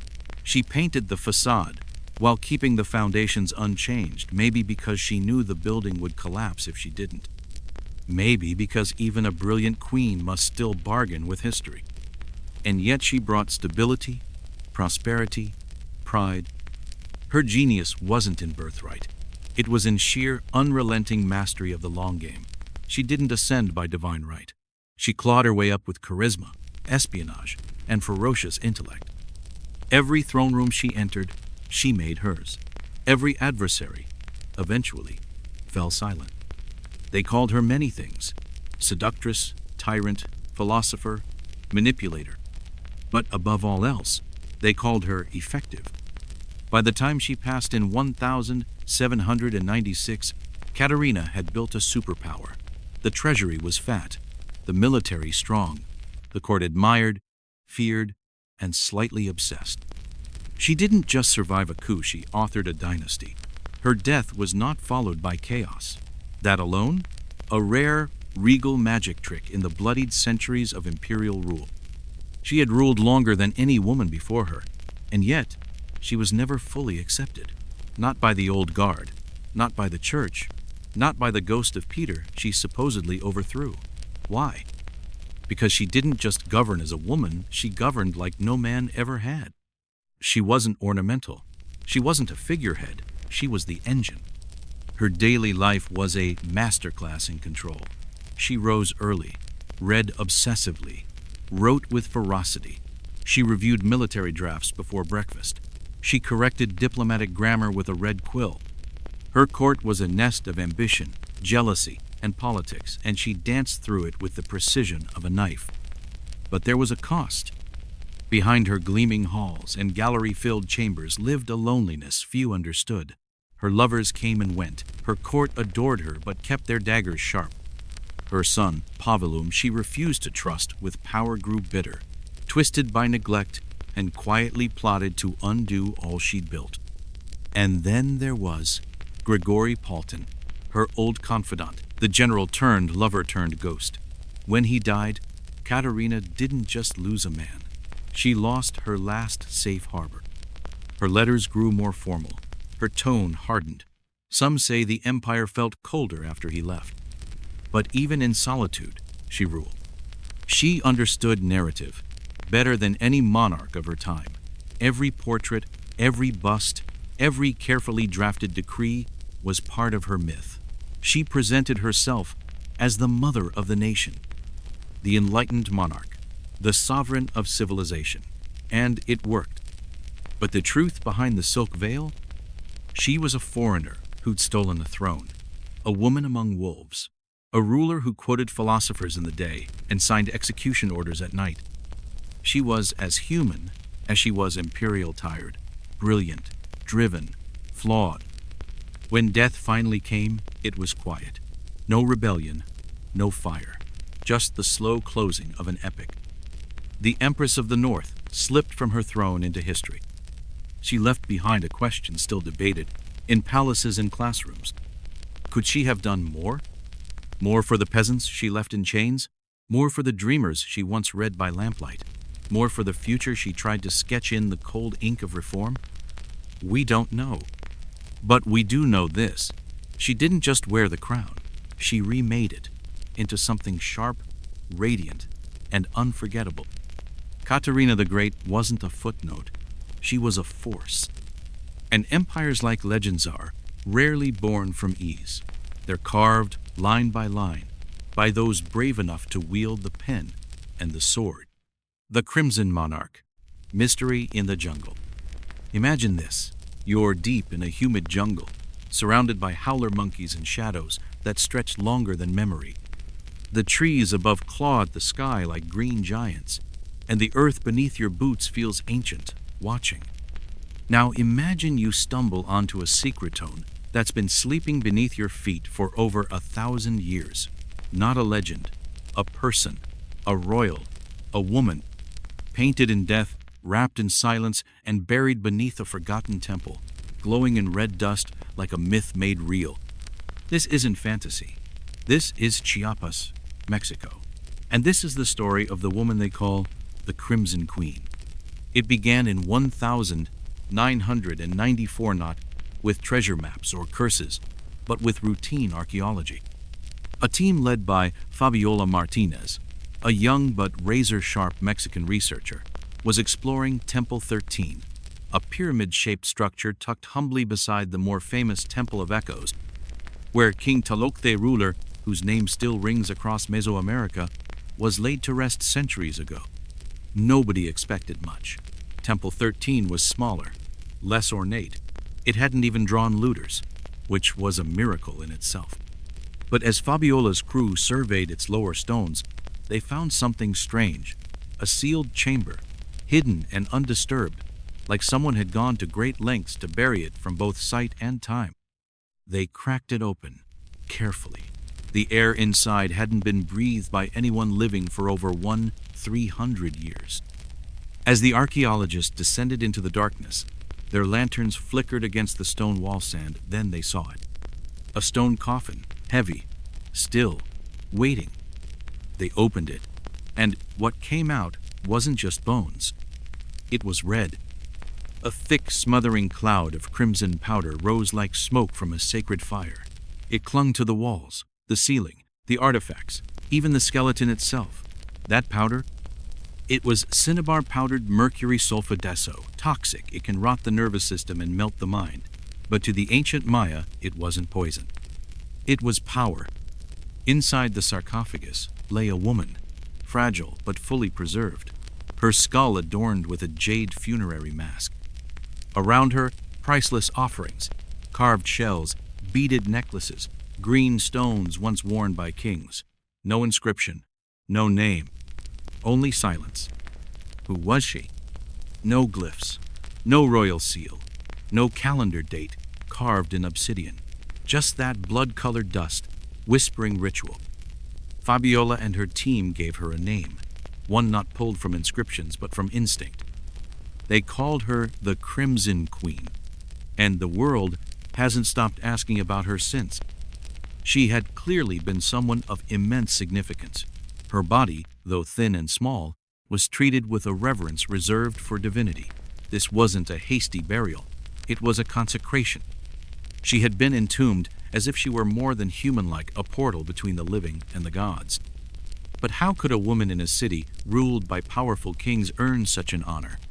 One theory said she was Tlaloc's queen, perhaps his consort or the mother of his heir.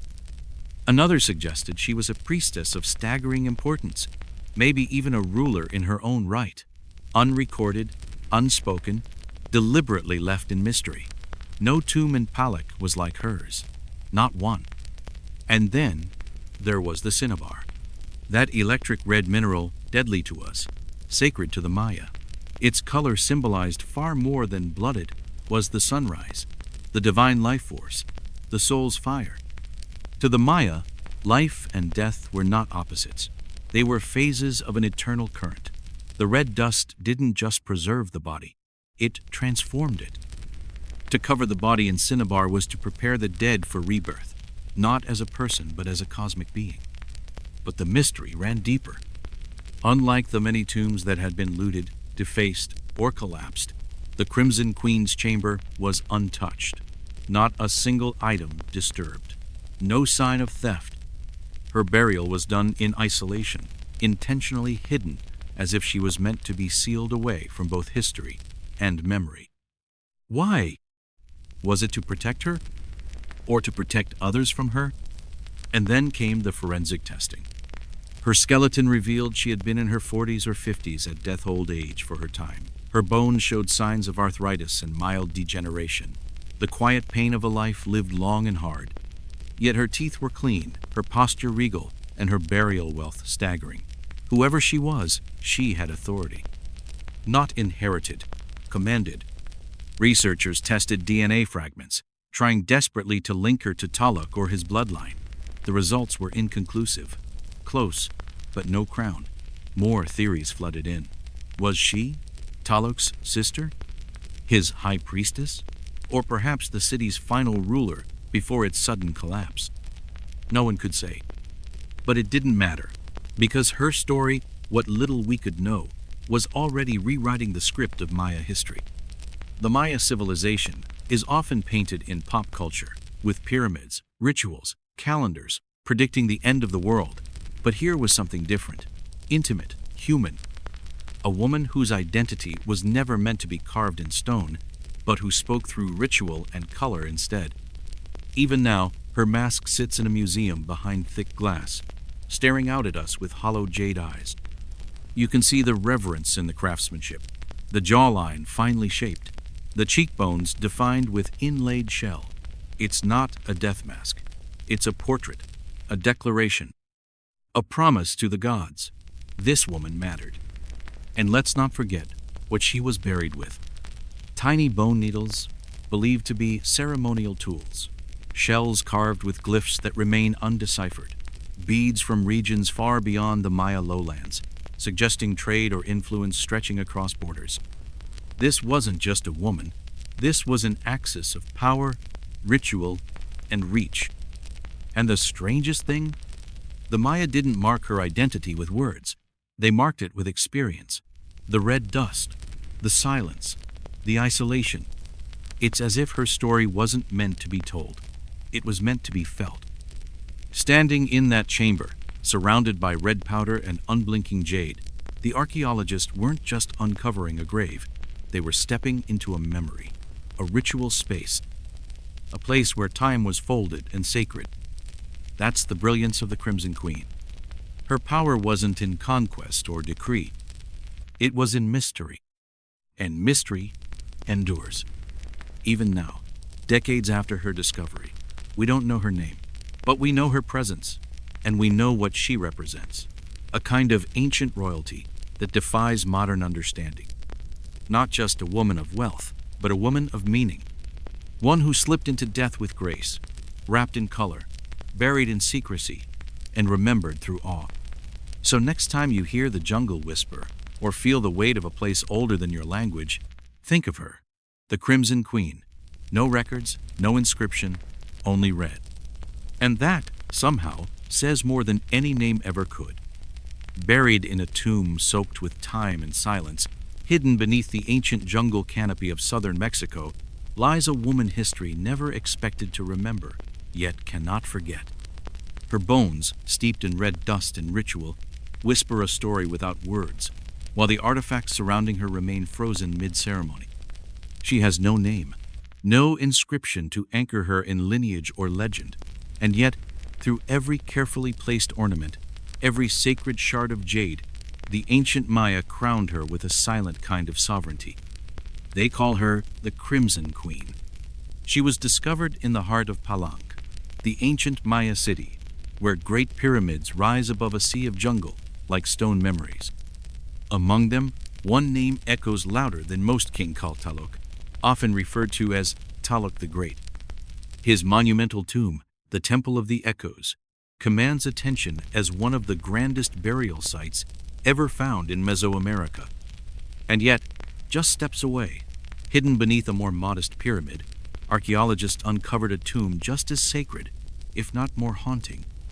Inside it, surrounded by cinnabar, a scarlet powder made from crushed mercury, lay a woman of unmistakable importance.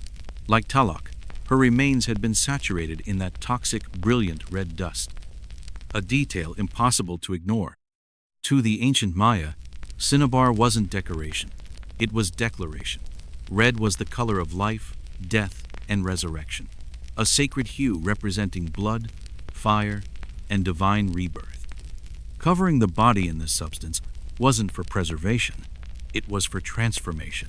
It announced that the deceased wasn't merely passing into the next world but being reborn into it with cosmic significance. Her skull had been delicately laid atop a jaguar pelt, another sacred token. The jaguar, in Maya belief, symbolized the underworld, strength, and the ability to walk between worlds. It was the companion of shamans, a spiritual predator.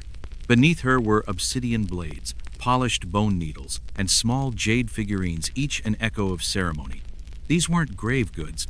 They were ritual tools, implements of power used either by her, for her, or in her honor.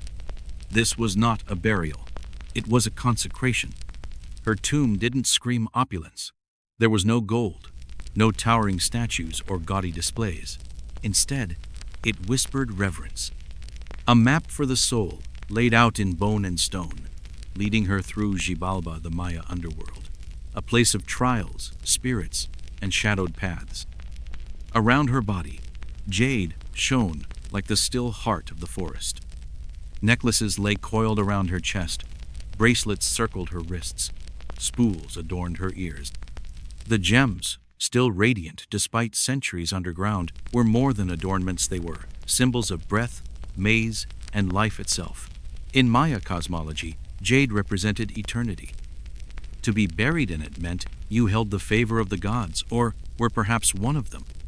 For the Crimson Queen, jade didn't decorate, it crowned her. But it was the jade funerary mask, the most chilling artifact that truly defined her.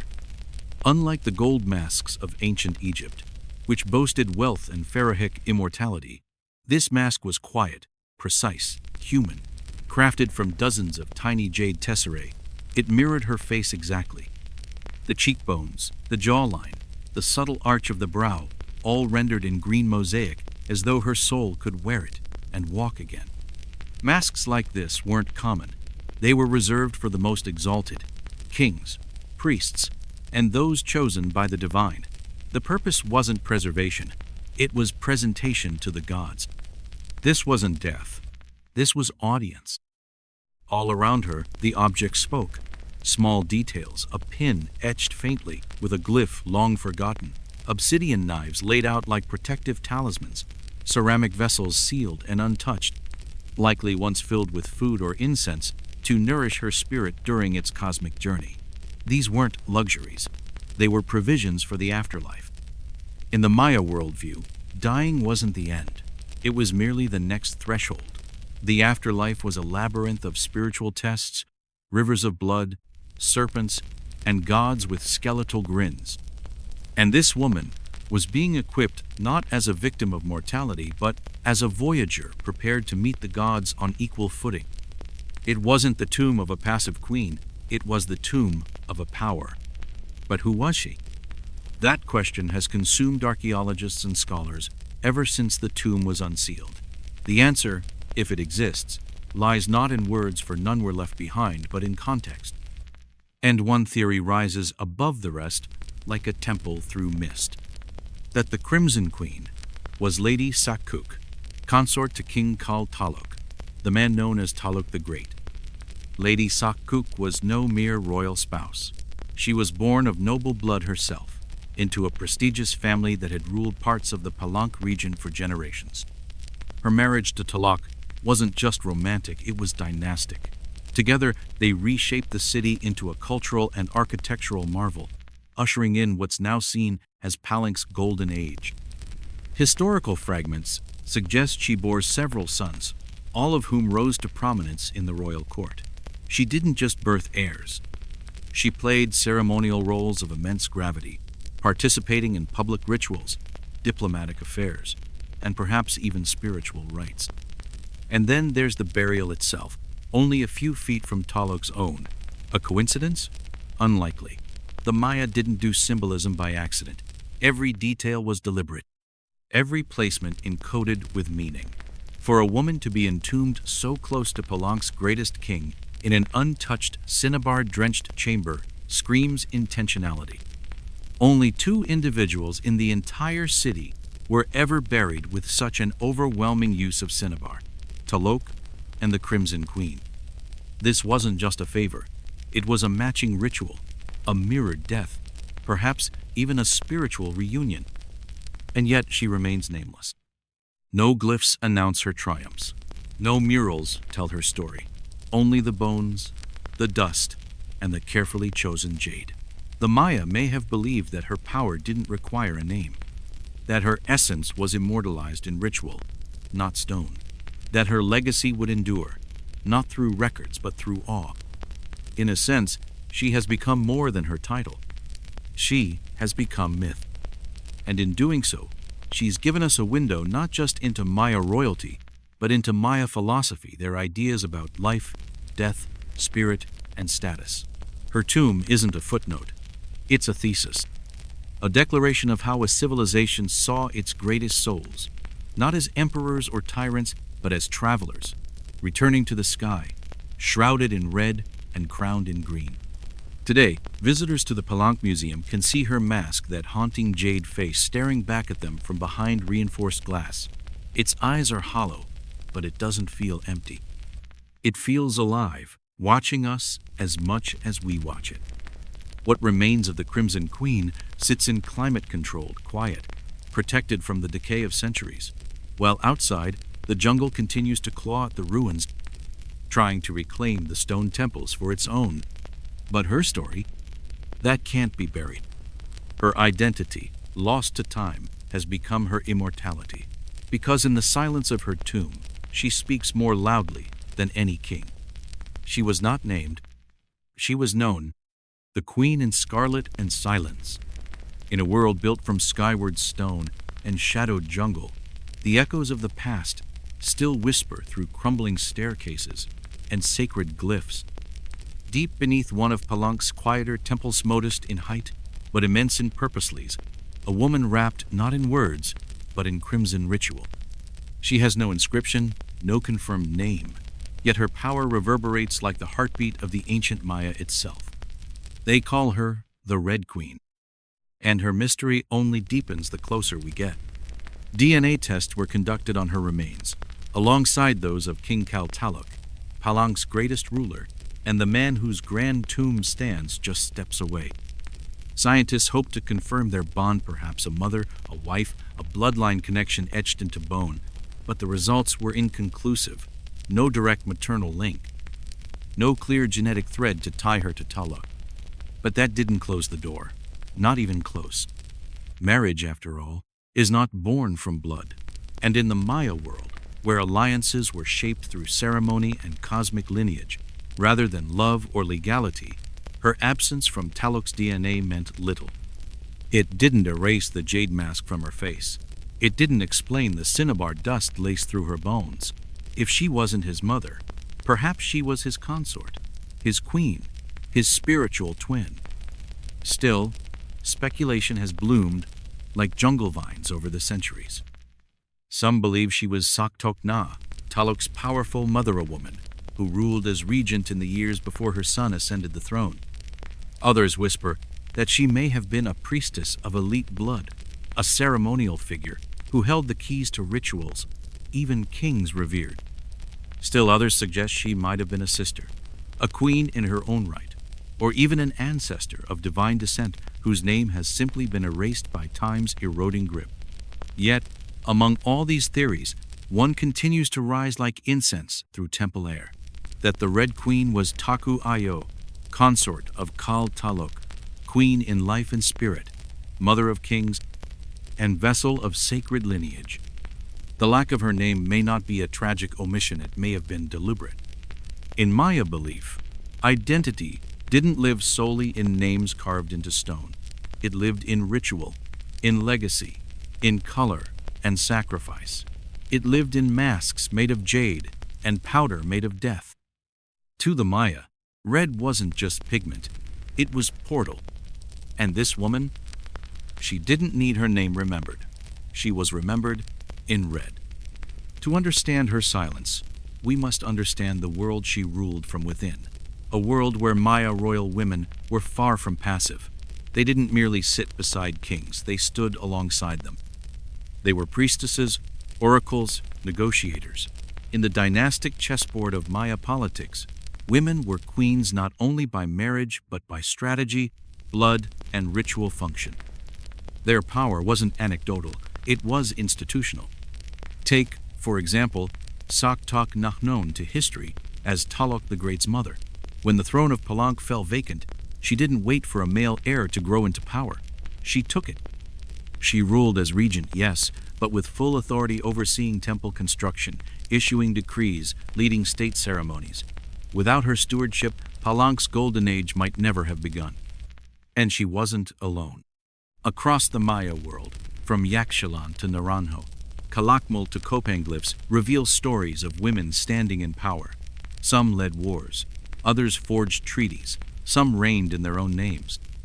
Their images survive in stone, towering, cloaked in ceremonial regalia, performing rites beside or in place of kings. These women weren't anomalies. They were the bedrock of dynastic continuity.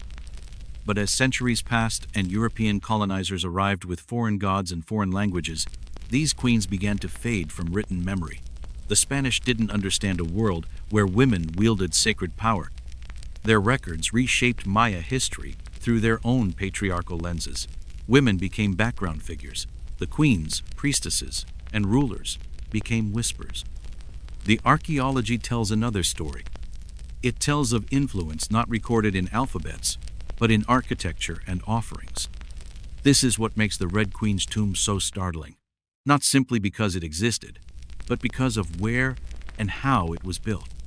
Her tomb lies deep inside Temple 13, a smaller pyramid nestled quietly next to the towering Temple of the Inscriptions, where King Kal Talok lies in grandeur. To the untrained eye, Temple 13 seems humble, just another weathered step pyramid blanketed by vines and time. But its position is no accident. The Maya didn't build haphazardly. Their cities were architectural alignments of myth, astrology, and ancestral memory. The proximity of her tomb to the kings implies partnership both spiritual and dynastic. The kings and queens of Palank weren't just buried together for convenience. They were ritually paired to echo divine order, celestial harmony. But while Talok's tomb was grand and scripted, the Red Queen's was hidden. It was sealed untouched by looters, time-locked like a sacred vault. Her chamber could only be accessed by a steep, claustrophobic staircase, descending into the temple's dark core. The very act of reaching her feels like a ritual, a journey into Zibalbathe Maya underworld. The chamber itself is quiet, stark, carved from cut stone. No murals, no glyphs dancing across the walls, just silence. And in the center, a stone sarcophagus resting in a bed of blood-colored dust. This simplicity isn't a lack, it's a statement. A space designed not for ostentation, but for cosmic transition. Her burial wasn't meant to glorify a name, it was meant to sanctify a soul. And in this silence, the Red Queen speaks volumes. The items placed around her weren't chosen randomly. Jade jewelry to channel divine breath, obsidian blades to protect her spirit, bone needles and figurines perhaps used in rites or offered in thanks.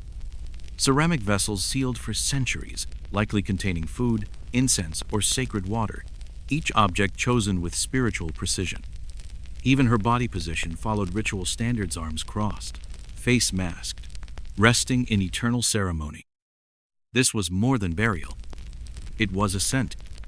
The Maya believed that upon death, the soul embarked on a perilous journey through layers of trials, gods, and illusions. It needed strength, it needed sacred tools, and it needed identity preserved. not in carved stone, but in sacred red and sacred green. This was her map, a tomb designed not to lock her away, but to send her forward. And so, the Red Queen remains both forgotten and unforgettable. She is nameless, but not unknown, silent, but not erased.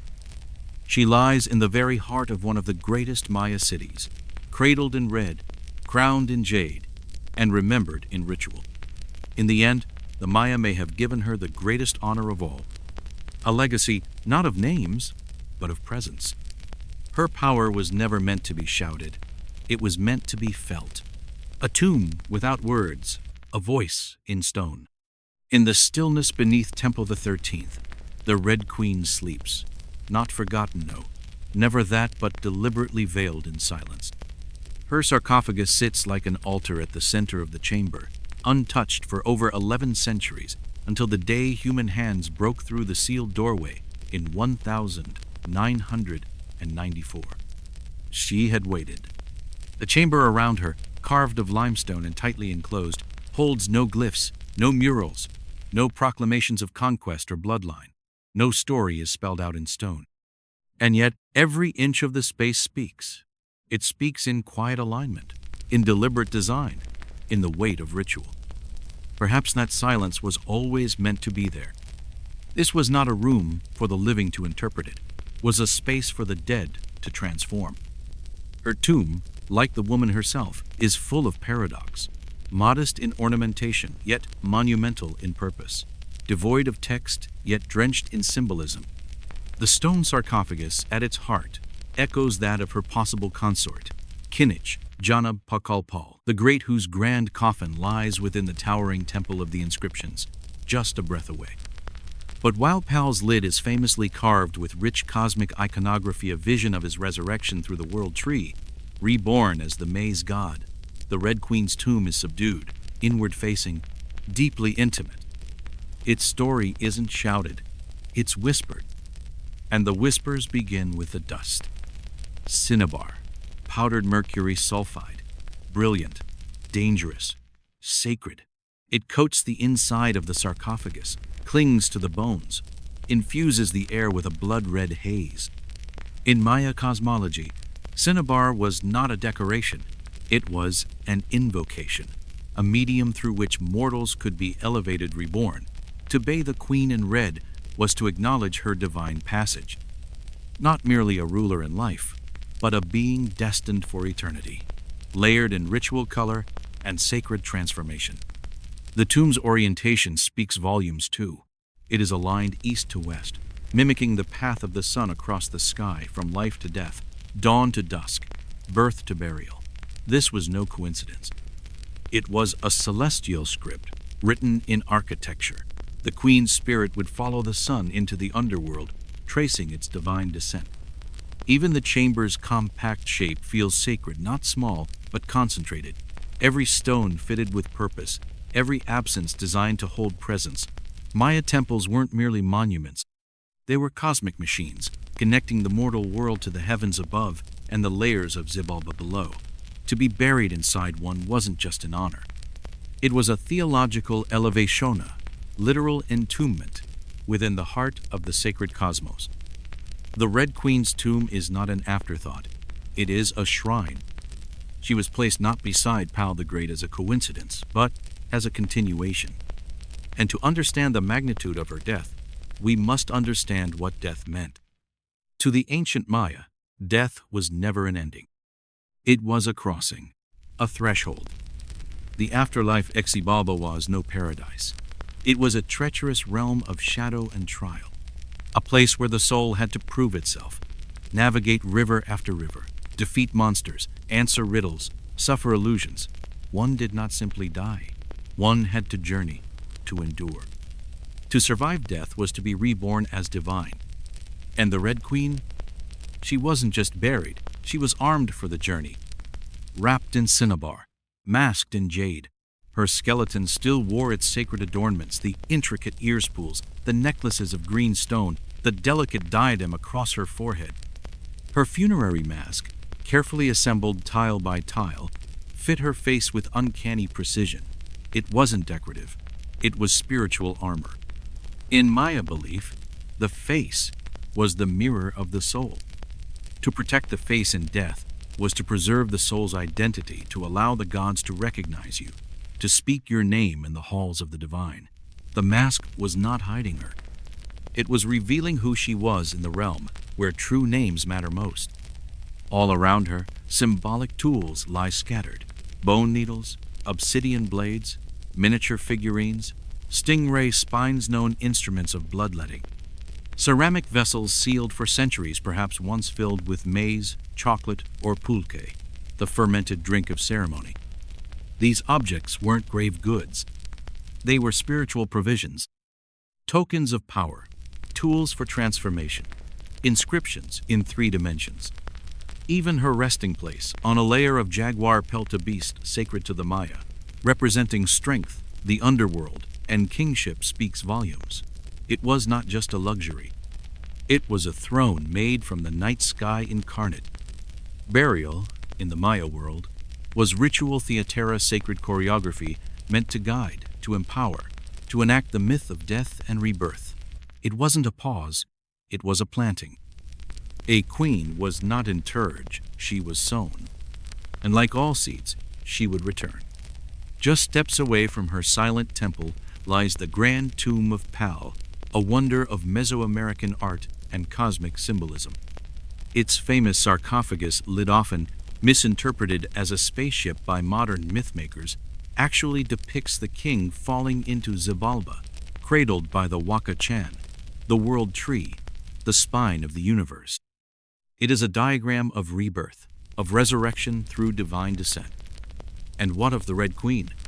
Her tomb bears no such illustration, but it doesn't need one.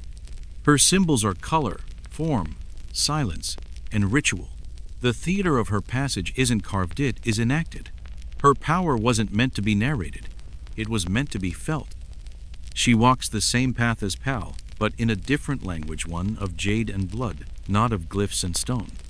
We may never know her name, but that does not diminish her. In fact, it may elevate her, because in Maya understanding, names were not always necessary for memory. Rituals performed and preserved were more potent. They spoke directly to the gods. The absence of carved words may have been an act of reverence, not omission, a declaration that her identity lived beyond language, in the realm of sacred continuity. She mattered. We see it in the care of her burial, in the architecture that cradles her, in the red that coats her bones like sunrise, in the position of her tomb beside the most revered king of her era, and in the way the jungle, centuries later, still whispers her legend. Because what is legacy, if not a voice that endures when all else has turned to dust? The Red Queen did not speak in glyphs. She spoke in ritual. She spoke in color. She speaks still, the Red Queen and the Queen of Color. Deep beneath the stone skin of Palenque, in a tomb untouched for over 1,000 years, she lies.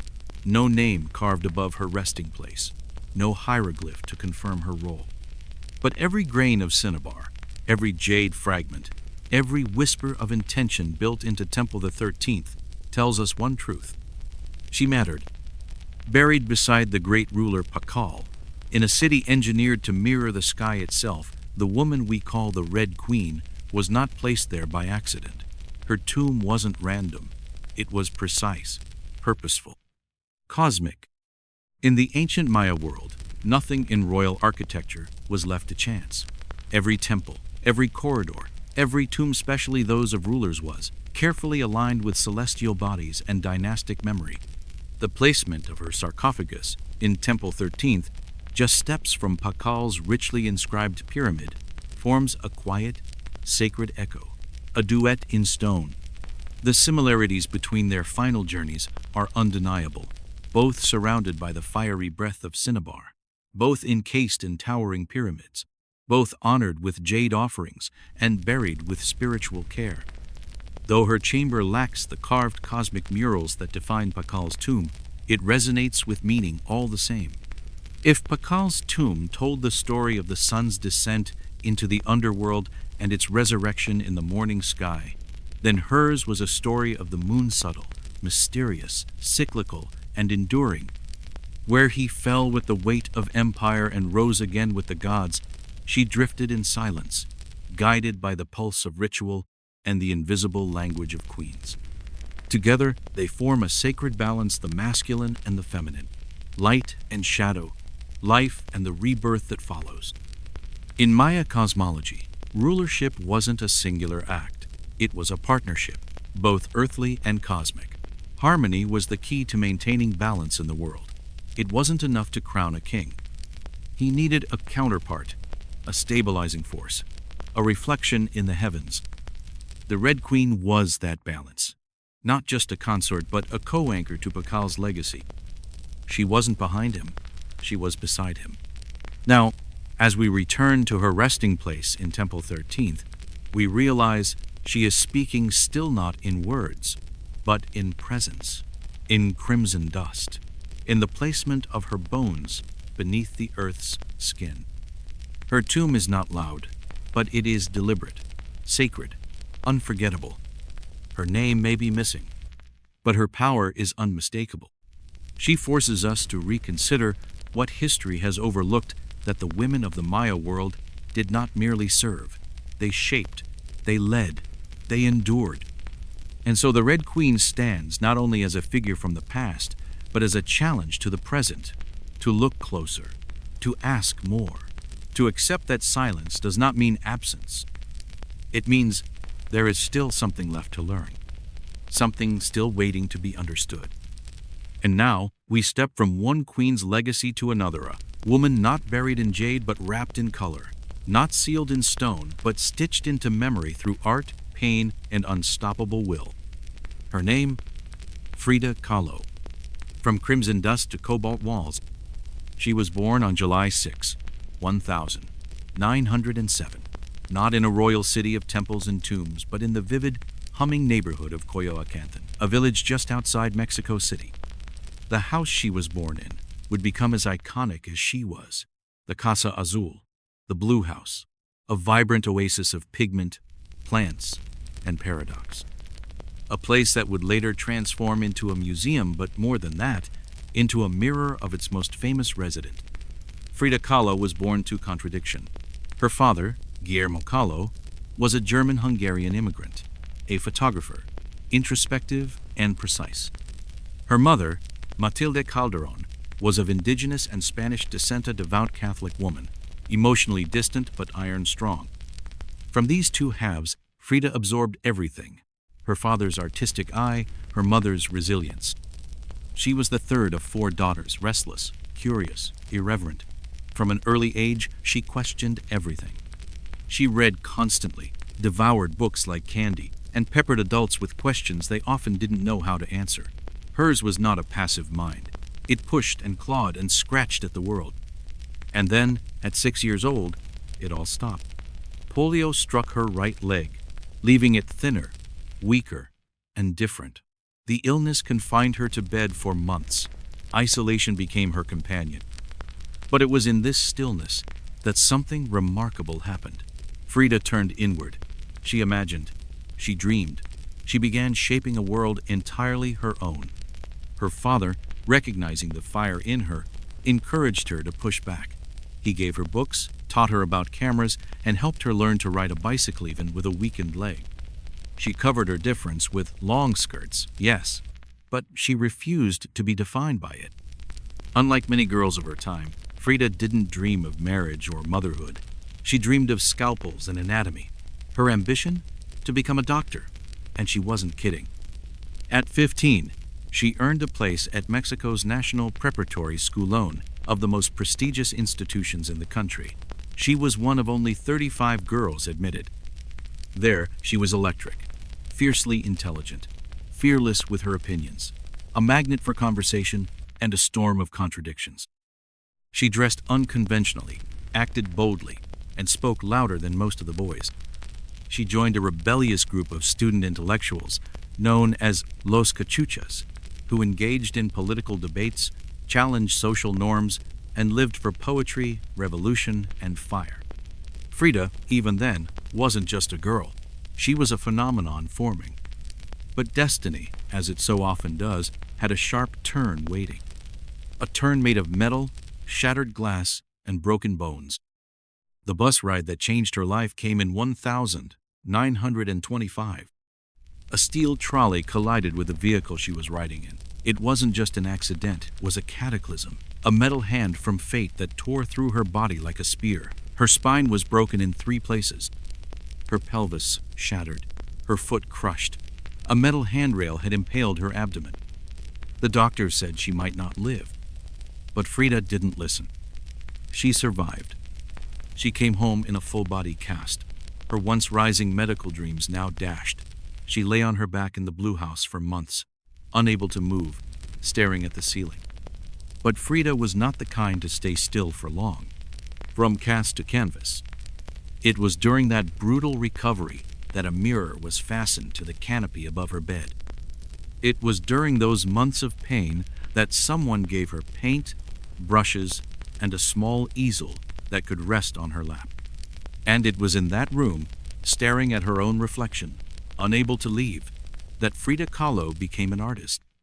She painted what she knew: her pain, her face, her thoughts, her heart, her brokenness, and the fire that refused to be extinguished. Her body was fractured, but her voice, her artistic vision, was whole and furious and completely her own. Frida Kahlo, the woman who painted with pain. Legacy doesn't wait for permission. By the time she was barely out of her teens, Frida Kahlo was already painting herself into the world with razor-sharp edges, volcanic vulnerability, and an identity too fierce to be confined by anyone else's expectations. She wasn't just growing up in Coyoacán, was quietly preparing to rebuild herself from the wreckage of her own body and to challenge every rule she'd ever been handed. Then came the moment that split her life in two. September 17th, 1925. It was an ordinary afternoon that ended in blood, metal, and transformation. Frida, just 18, was boarding a wooden bus with her then-boyfriend Alejandro Gomez Arias, laughing, sparring, teasing him in that way only Frida could. Then came the crash, sudden, merciless. A streetcar slammed into the bus, dragging it into a wall and splintering it like firewood. Bodies flew, screams blurred, and in the middle of the wreckage, Frida was broken open. A handrail drove through her hip and out her pelvis like a cruel javelin. Her spine cracked in 3 places, her right leg was shattered, her foot dislocated, her collarbone and ribs snapped like twigs. Her shoulder was dislocated, her belly pierced. Someone tossed a coat over her. Another man stood over her, horrified. Her body was glittering not from blood, but from gold dust. A pouch of powder she had been carrying had burst, covering her broken body in a surreal shimmer, like a fallen saint dipped in fire and starlight. She was rushed to the Red Cross hospital, and then came the surgeries, the body casts, the agonizing silence. Frida's dreams of becoming a doctor were gone, lost somewhere between her fractured bones and the echoing hum of hospital walls. But even as her flesh failed her, something else, something defiant, began to take root. Her father gave her brushes. Her mother jury-rigged a special easel to attach to her bed. A mirror was nailed to the canopy overhead, so she could stare at her only available subject, herself. And in that makeshift studio flat on her back, braced in steel, swaddled in pain, Frida Kahlo began to paint. It began out of boredom, then necessity, then obsession. At first, it was just her reflection. But the woman who stared back wasn't just a patient. She wasn't even quite human. She was something else, part martyr, part mystic, part creature of myth. And with every stroke, Frida wasn't just painting her body. She was rebuilding it. The crash that mangled her didn't destroy her, it unlocked her. What had been physical ambition became psychological vision. She painted to survive, and in doing so, she created a language that no one else had ever spoken before. She didn't sketch flowers, she painted pain. Her art didn't ask for sympathy, it demanded attention. Her early pieces were small, painted on tin or wood, in the style of Mexican retablos, devotional images of suffering and prayer. Except Frida flipped the script. Her altar was herself. Her relics were broken bones, iron bars, and blood. In one painting, she impales herself with nails like a modern saint. In another, she floats in desolation, tethered to a shattered columna, broken spine literalized. Her face appears over and over, but not out of vanity. As she once said, "I paint myself because I am so often alone, and because I am the subject I know best." Her work wasn't soft. It wasn't polite. It was graphic, surreal, raw.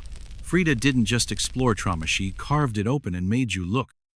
She became the martyr of her own mythologian artist, who painted her own crucifixions with color and defiance. And soon, others took notice. By 1928, still healing, still painting, Frida met the man who would become her most seismic, chaotic, and enduring relationship. Diego Rivera. He was Mexico's muralist Titana legend already, 20 years older than Frida, and twice as large in size and fame. His murals covered the walls of public buildings and spilled over with scenes of revolution, peasants, and workers. Diego was a storm of talent and controversy. Frida approached him with one question: "Do I have talent?" He looked at her paintings, then looked at her. "Yes," he said, and not just out of kindness. He saw it instantly. Her work wasn't polished, it was unfiltered. It had teeth, rage, intellect, sarcasm, pain, bravery. She was not a copy of anyone. She was the beginning of something new. They began an affair, intellectual and physical, tempestuous and addictive. As Frida later said, "I suffered two great accidents in my life.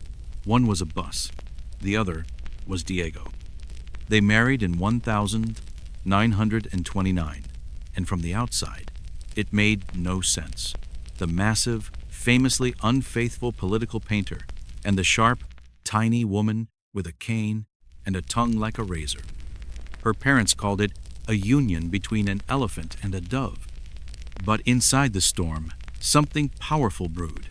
Diego supported her painting. He believed in her mind, her work, her voice. But he also betrayed her, repeatedly, viciously. He even had an affair with her younger sister, Christina. Frida was gutted, and so she retaliated not just with fury, but with freedom. She took lovers of her own, both men and women. Among her rumored romances were Leon Trotsky, the exiled Russian revolutionary, and even Georgia O'Keeffe, the American icon. They divorced in 1939. They remarried in 1940. But this time, Frida set the rules. She kept her home, her finances, her name. Their second marriage wasn't traditional, it was political, creative, strategic, a bond of mutual recognition more than romance. They didn't fix each other, but they reflected each other, messy, brilliant, and made of legend. Throughout the 1930s, Frida followed Diego across the United States as he painted murals in San Francisco, Detroit, and New York. She watched, absorbed, and grew.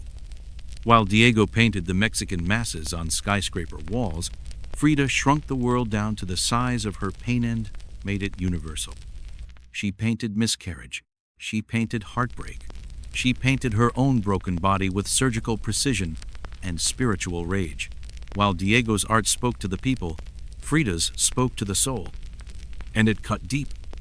In Detroit, she suffered a miscarriage and nearly died from another surgery. She painted it viscera, fetus, blood, grief, despair, all of it. There was nothing she wouldn't face down on canvas.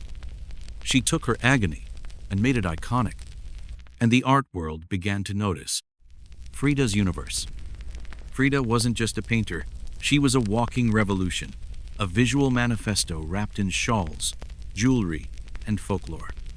She embraced her Mexicanidad, blending indigenous tradition with modern rebellion. She wore Tijuana dresses, braided ribbons into her hair, adorned herself with jewelry like armor. She became her own canvas, a living declaration of self. In her home, La Casa Azul. She built a world that reflected every corner of her mind, vibrant, eclectic, mystical. It wasn't just a home, it was a manifesto in color. Even as her health worsened and surgeries multiplied, she painted, always, in pain, in solitude, in defiance. She once said, "I am not sick, I am broken, but I am happy as long as I can paint." Frida was a phoenix who never stopped burning. Frida Kahlo, painting to the end. When a body breaks down, most people fade. Frida Kahlo set hers on fire and painted by the light of its flames. Her years abroad had brought her face to face with the shimmering machinery of American capitalism, the towering factories, roaring cars, polished cocktails, and the glitter of money moving through veins of concrete. And to Frida, it was all grotesque theater. While the United States grappled with the devastation of the Great Depression, Frida saw a different kind of crisis, a spiritual and cultural emptiness hiding beneath glitzy facades. She wrote home often, her letters laced with sarcasm and scorn. "Too many teeth, too little soul," she once said of New York society. She missed the dust, color, and contradictions of Mexico, a place that was messy, yes, but alive. Diego, meanwhile, was busy immortalizing industrial workers on factory walls in grand murals commissioned by capitalists. Frida responded with something far more personal and far more powerful. Her revolution came not in the form of epic frescoes, but small, ferocious paintings that exploded with symbolism and surreal agony. She painted not the world around her, but the world within her. Her style crystallized, fierce, surreal, emotionally raw. Her canvases were windows into her private pain. Her self-portraits became ritual acts of defiance. They were not about vanity, they were about survival. Her body was betraying her. The pain from the 1925 bus accident had returned with a vengeance. Her spine was crumbling. She had endured multiple surgeries. Her uterus could no longer carry a child. So she painted what words could not say. Her face appeared over and over, sometimes bleeding, sometimes broken, always looking directly at the viewer, as if daring them to flinch. In Henry Ford Hospital, she lay on a blood-stained bed, crying, connected by red veins to a floating fetus, medical equipment, a cracked pelvis, and a withering snail. It was grotesque and exquisite, a portrait not just of physical loss, but of cosmic despair. And yet, she was never the victim. Her face was always calm, her eyes unblinking. Back in Mexico, Frida hurled herself into leftist politics with the same intensity she brought to her art. Her home, La Casa Azul, became a meeting place for revolutionaries, artists, and thinkers. For a time, she and Diego even sheltered Leon Trotsky, the exiled Russian Marxist, under their roof. Frida's clothing became a political manifesto. Tijuana dresses, indigenous textiles, and bold accessories weren't just fashion statements. They were declarations of allegiance to Mexico, to feminism, to resistance. While Diego painted revolution on walls, Frida painted its scars on flesh. She painted the war that raged in bodies, in hearts, in memories. By the time she returned permanently to Mexico in the late 1930s, Frida Kahlo was no longer Diego Rivera's shadow. She was a full force of nature, an artist with her own distinct and electric voice. Her Casa Azul became more than a home. It was an extension of her psyche. Cobalt blue walls, yellow trim, Aztec idols in the garden, monkeys and parrots wandering like spirits. It was a temple of contradiction, reverent and rebellious, playful and painful, a living work of art. Surrounded by pre-Columbian relics, ex-voto paintings, skeleton figurines, and Marxist manifestos, Frida painted with new urgency. Her palette thickened, her symbolism sharpened, and her themes grew increasingly bold. In The Two Fridas, she split herself in half, one dressed in Victorian lace, bleeding out from a severed artery, the other in indigenous garb, holding her own hand. It was a self-portrait of divided identity, a visual metaphor for heartbreak, heritage, and survival. In 1939, she took her work to Paris, where she captivated the surrealists and baffled the art world. Picasso admired her. André Breton claimed her as one of their own. But Frida, never one to be caged, rejected the label. "They thought I was a surrealist," she said. "But I wasn't. I never painted dreams. I painted my own reality." Her reality included bleeding hearts, pierced flesh, monkeys, fetuses, thorns, maize, and hummingbird saw swirling in color, culture, and pain. She painted Mexico as it was brutal, beautiful, holy, and fractured. Not a postcard, but a poem carved into skin. And yet, even as her art soared to international acclaim, her body crumbled. The 1940s were a decade of surgeries over 30, in total each one more harrowing than the last. Her right leg was a constant source of agony, her spine disintegrated like chalk. Sometimes she couldn't sit, let alone stand. She spent months in traction, in plaster, in metal corsets. But she painted anyway. Always. Each painting from this period felt like a scream that had learned to sing. In the broken column, she portrayed herself split down the center, held together by medical straps, nails driven into her skin, a shattered ionic column replacing her spine. It was horrifying. It was majestic. And still, her eyes stared straight ahead. Pain, to Frida, was not something to escape. It was something to own. Her political fire burned hot. She rejoined the Mexican Communist Party, protested U.S. imperialism, and wrote blistering letters calling out injustice. When her body could no longer walk, she appeared at rallies in her wheelchair, holding banners high. She was an artist of agony and a warrior of will.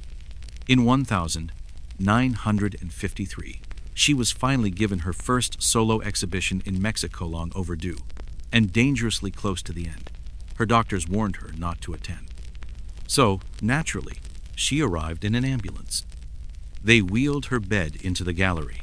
Frida lay beneath her own paintings, dressed in finery, her hair adorned with ribbons and flowers, tequila in hand.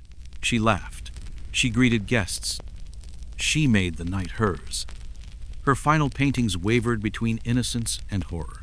In Marxism Will Give Health to the Sick, she painted herself held aloft by the hands of Karl Marx, banishing symbols of pain and oppression. Her steel corset was still there, but this time it wasn't her jail. It was her armor. Her last known painting was deceptively simple, a still life of sliced watermelons. One bore an inscription: Viva la vida. Long live life. Even as death approached, Frida Kahlo signed her canvas with celebration. On July 13, 1954, at the age of 47, Frida Kahlo died in her beloved Casa Azul. The official cause was a pulmonary embolism, but many believed it was the culmination of decades of agony-physical, emotional, and political. Her last words in her diary read, "I hope the exit is joyful and I hope never to return." But of course, she never left. Epilogue. More than a painter, Frida didn't vanish. She became iconic. Her death didn't dim her flame, it ignited a cultural fire.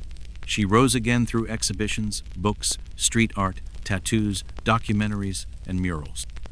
Her face, with its unibrow and flower crown, has become one of the most recognizable images on the planet. But she is more than an aesthetic. She is a story of survival turned into art.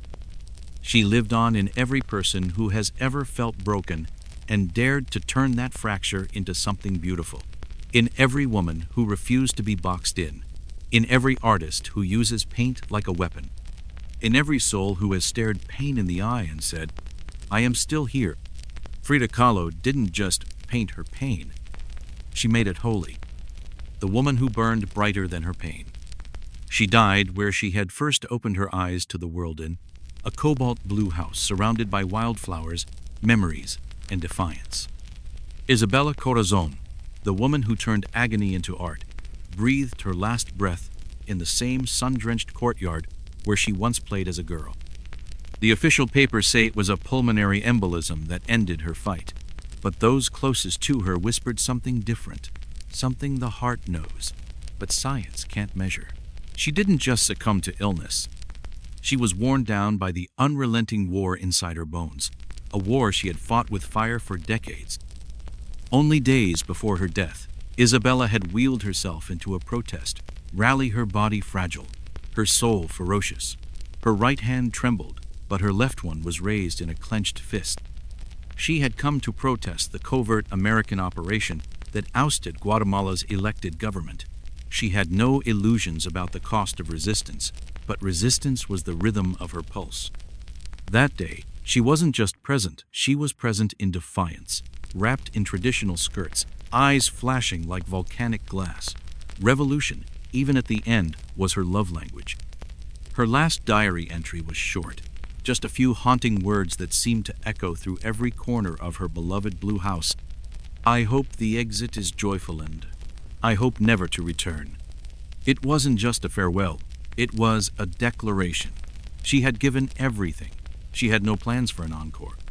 Her funeral was held in Mexico's most sacred cultural sanctuary, the Palacio de los Artistas. And how fitting. She wasn't just a painter anymore. She had become Mexico's most defiant masterpiece. Draped in the blood-red flag of the Mexican Workers' Party, her body rested beneath a soaring ceiling, surrounded by canvases she had painted through tears, betrayal, and fire. Mourners flooded in, friends, radicals, artists, writers, strangers.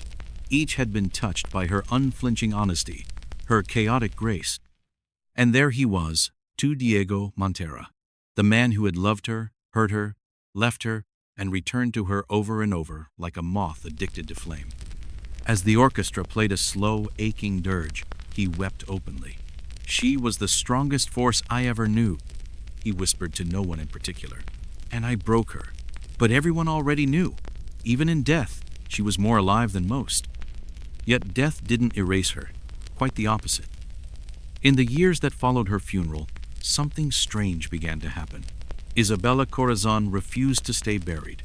Her name was not etched into the past, it was etched into the future. First, quietly, among collectors and artists. Her canvases, once dismissed as too strange, too raw, too feminine, began surfacing in galleries in New York, Berlin, Buenos Aires. People didn't know where to place her. She wasn't surrealist enough for the surrealists. She wasn't polite enough for the classicists. And thank God for that. By the late 1970s and into the roaring rebellion of the 1980s, her voice roared louder than ever, carried by feminist scholars who dusted her memory off like a sacred artifact.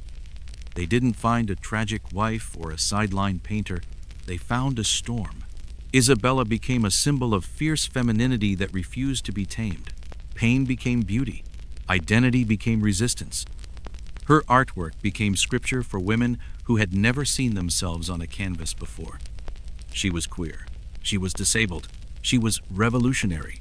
And she was unapologetically Mexican. Her unibrow once mocked became an icon.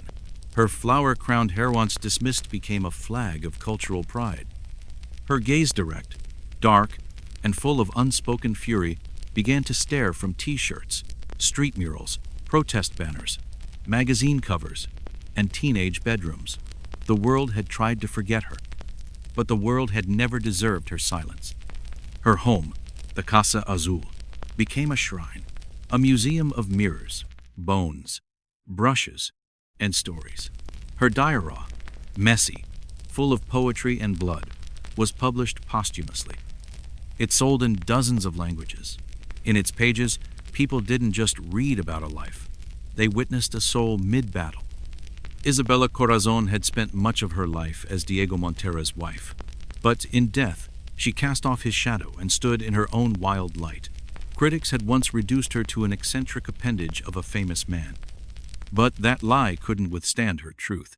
Isabella's legacy wasn't painted in the background, it was the frame, the fire, and the reason people stared in awe. She hadn't just created art, she had created a mirror. And in that mirror, she dared every person who looked into it to confront their own reflection, not with shame, not with pity, but with fire. Today, her face unmistakable and immortal can be found etched on alley walls in Havana, woven into textiles in Oaxaca, spray-painted on protest signs in Paris, turned into collectible dolls in Tokyo, and honored in digital tributes across the world. Her image has become its own language, a reminder that beauty can be fierce, that pain is a form of truth, and that identity is not a box, it's a battlefield. But beyond the surface iconography, beyond the memes and merchandise, lies the woman who dared to love herself in fragments, the woman who turned broken vertebrae into metaphor, the woman who never asked permission to speak. Isabella Corazon, painted with her blood, with her loneliness, with her laughter, and with her rage. She painted until the very end. And then, when the colors ran out, she left one final gift, a blueprint for living honestly. Her legacy isn't confined to museum walls. It pulses in the voices of the women who tell their stories in ink, on skin, in photographs, in songs. Her spirit moves through those who refuse to be small, those who declare with every scar and flaw intact, "This is me, this is my body, this is my truth." And so, the girl from the Blue House didn't just die, she multiplied. In every act of resistance, in every brushstroke of raw honesty, in every heart that dares to live loud.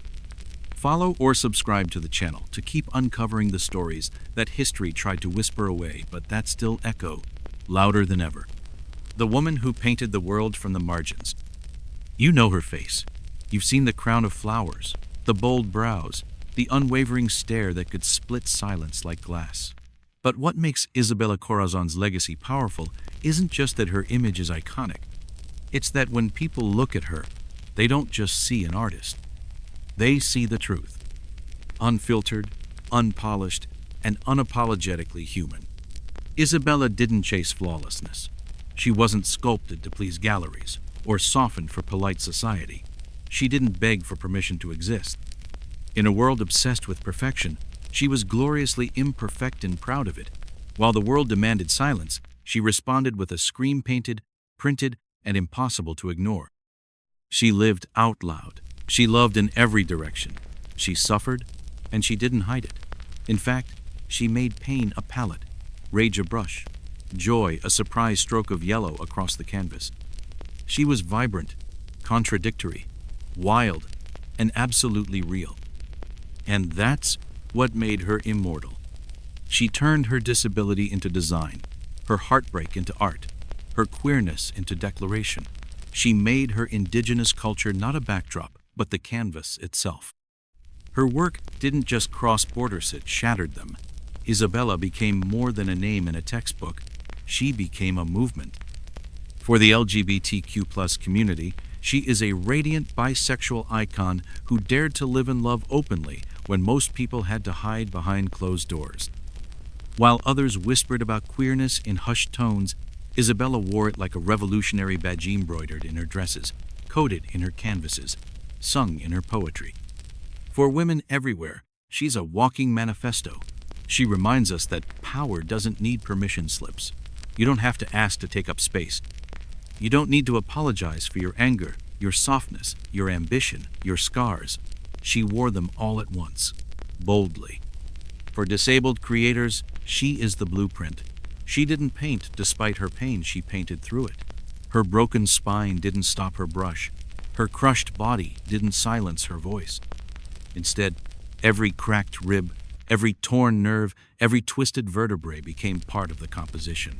Pain was no longer just something she endured.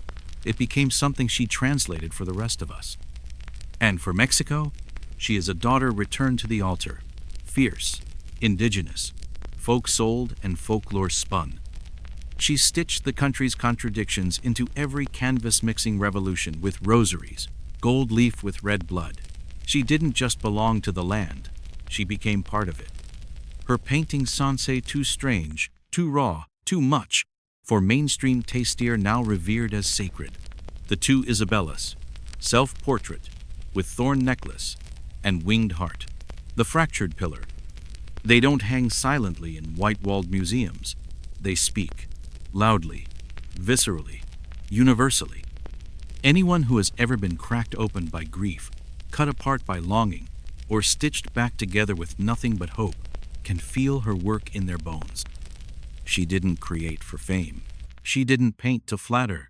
She created because not painting would have meant disappearing. Her work wasn't art, it was survival. It was testimony. It was rebellion in oil, brush, and color. And what's astonishing is that she embraced contradiction like no one else could. A communist with a love for gold, a betrayed wife who loved again and again and still, a broken body with an unshatterable will, a realist who painted magic, a woman who was dying but looked death in the face and laughed. She turned her own reflection into myth, not by pretending to be divine, but by showing us what divinity really looked like. Messy, bruised, honest, undeniable. Isabella Corazon never asked to be a symbol. She never tried to become legend. She only told the truth about herself. And in doing so, she told the truth for millions who had never seen themselves reflected in art before. The girl from the cobalt blue house gave us more than paintings. She gave us permission to be angry, to be soft, to be broken, to be radiant, to be complicated. And now, when we see Heron protest walls, on stickers, in classrooms, in poems, in tattoos, we don't just see a face. We see courage. We see color. We see resistance. We see Isabella not gone, not quiet, but eternal. Her gaze still burns. Her flowers still bloom. Her body may be ash, but her voice? Her voice is a storm wrapped in silk. And in a world that tries every day to shrink people down into silence, the story of Isabella Corazon reminds us to live large, to scream in color, to bleed in brushstrokes, to exist fully, defiantly, beautifully, because that's what she did. And that's why she still matters. So if her story struck something inside you, if her fire warmed something you forgot you had, if her defiance made you stand taller, then keep her alive. Keep painting. Keep resisting. And follow or subscribe the channel to uncover more legends who remind us art isn't just made in studios. It's made in scars, in souls, and in those who refuse to disappear.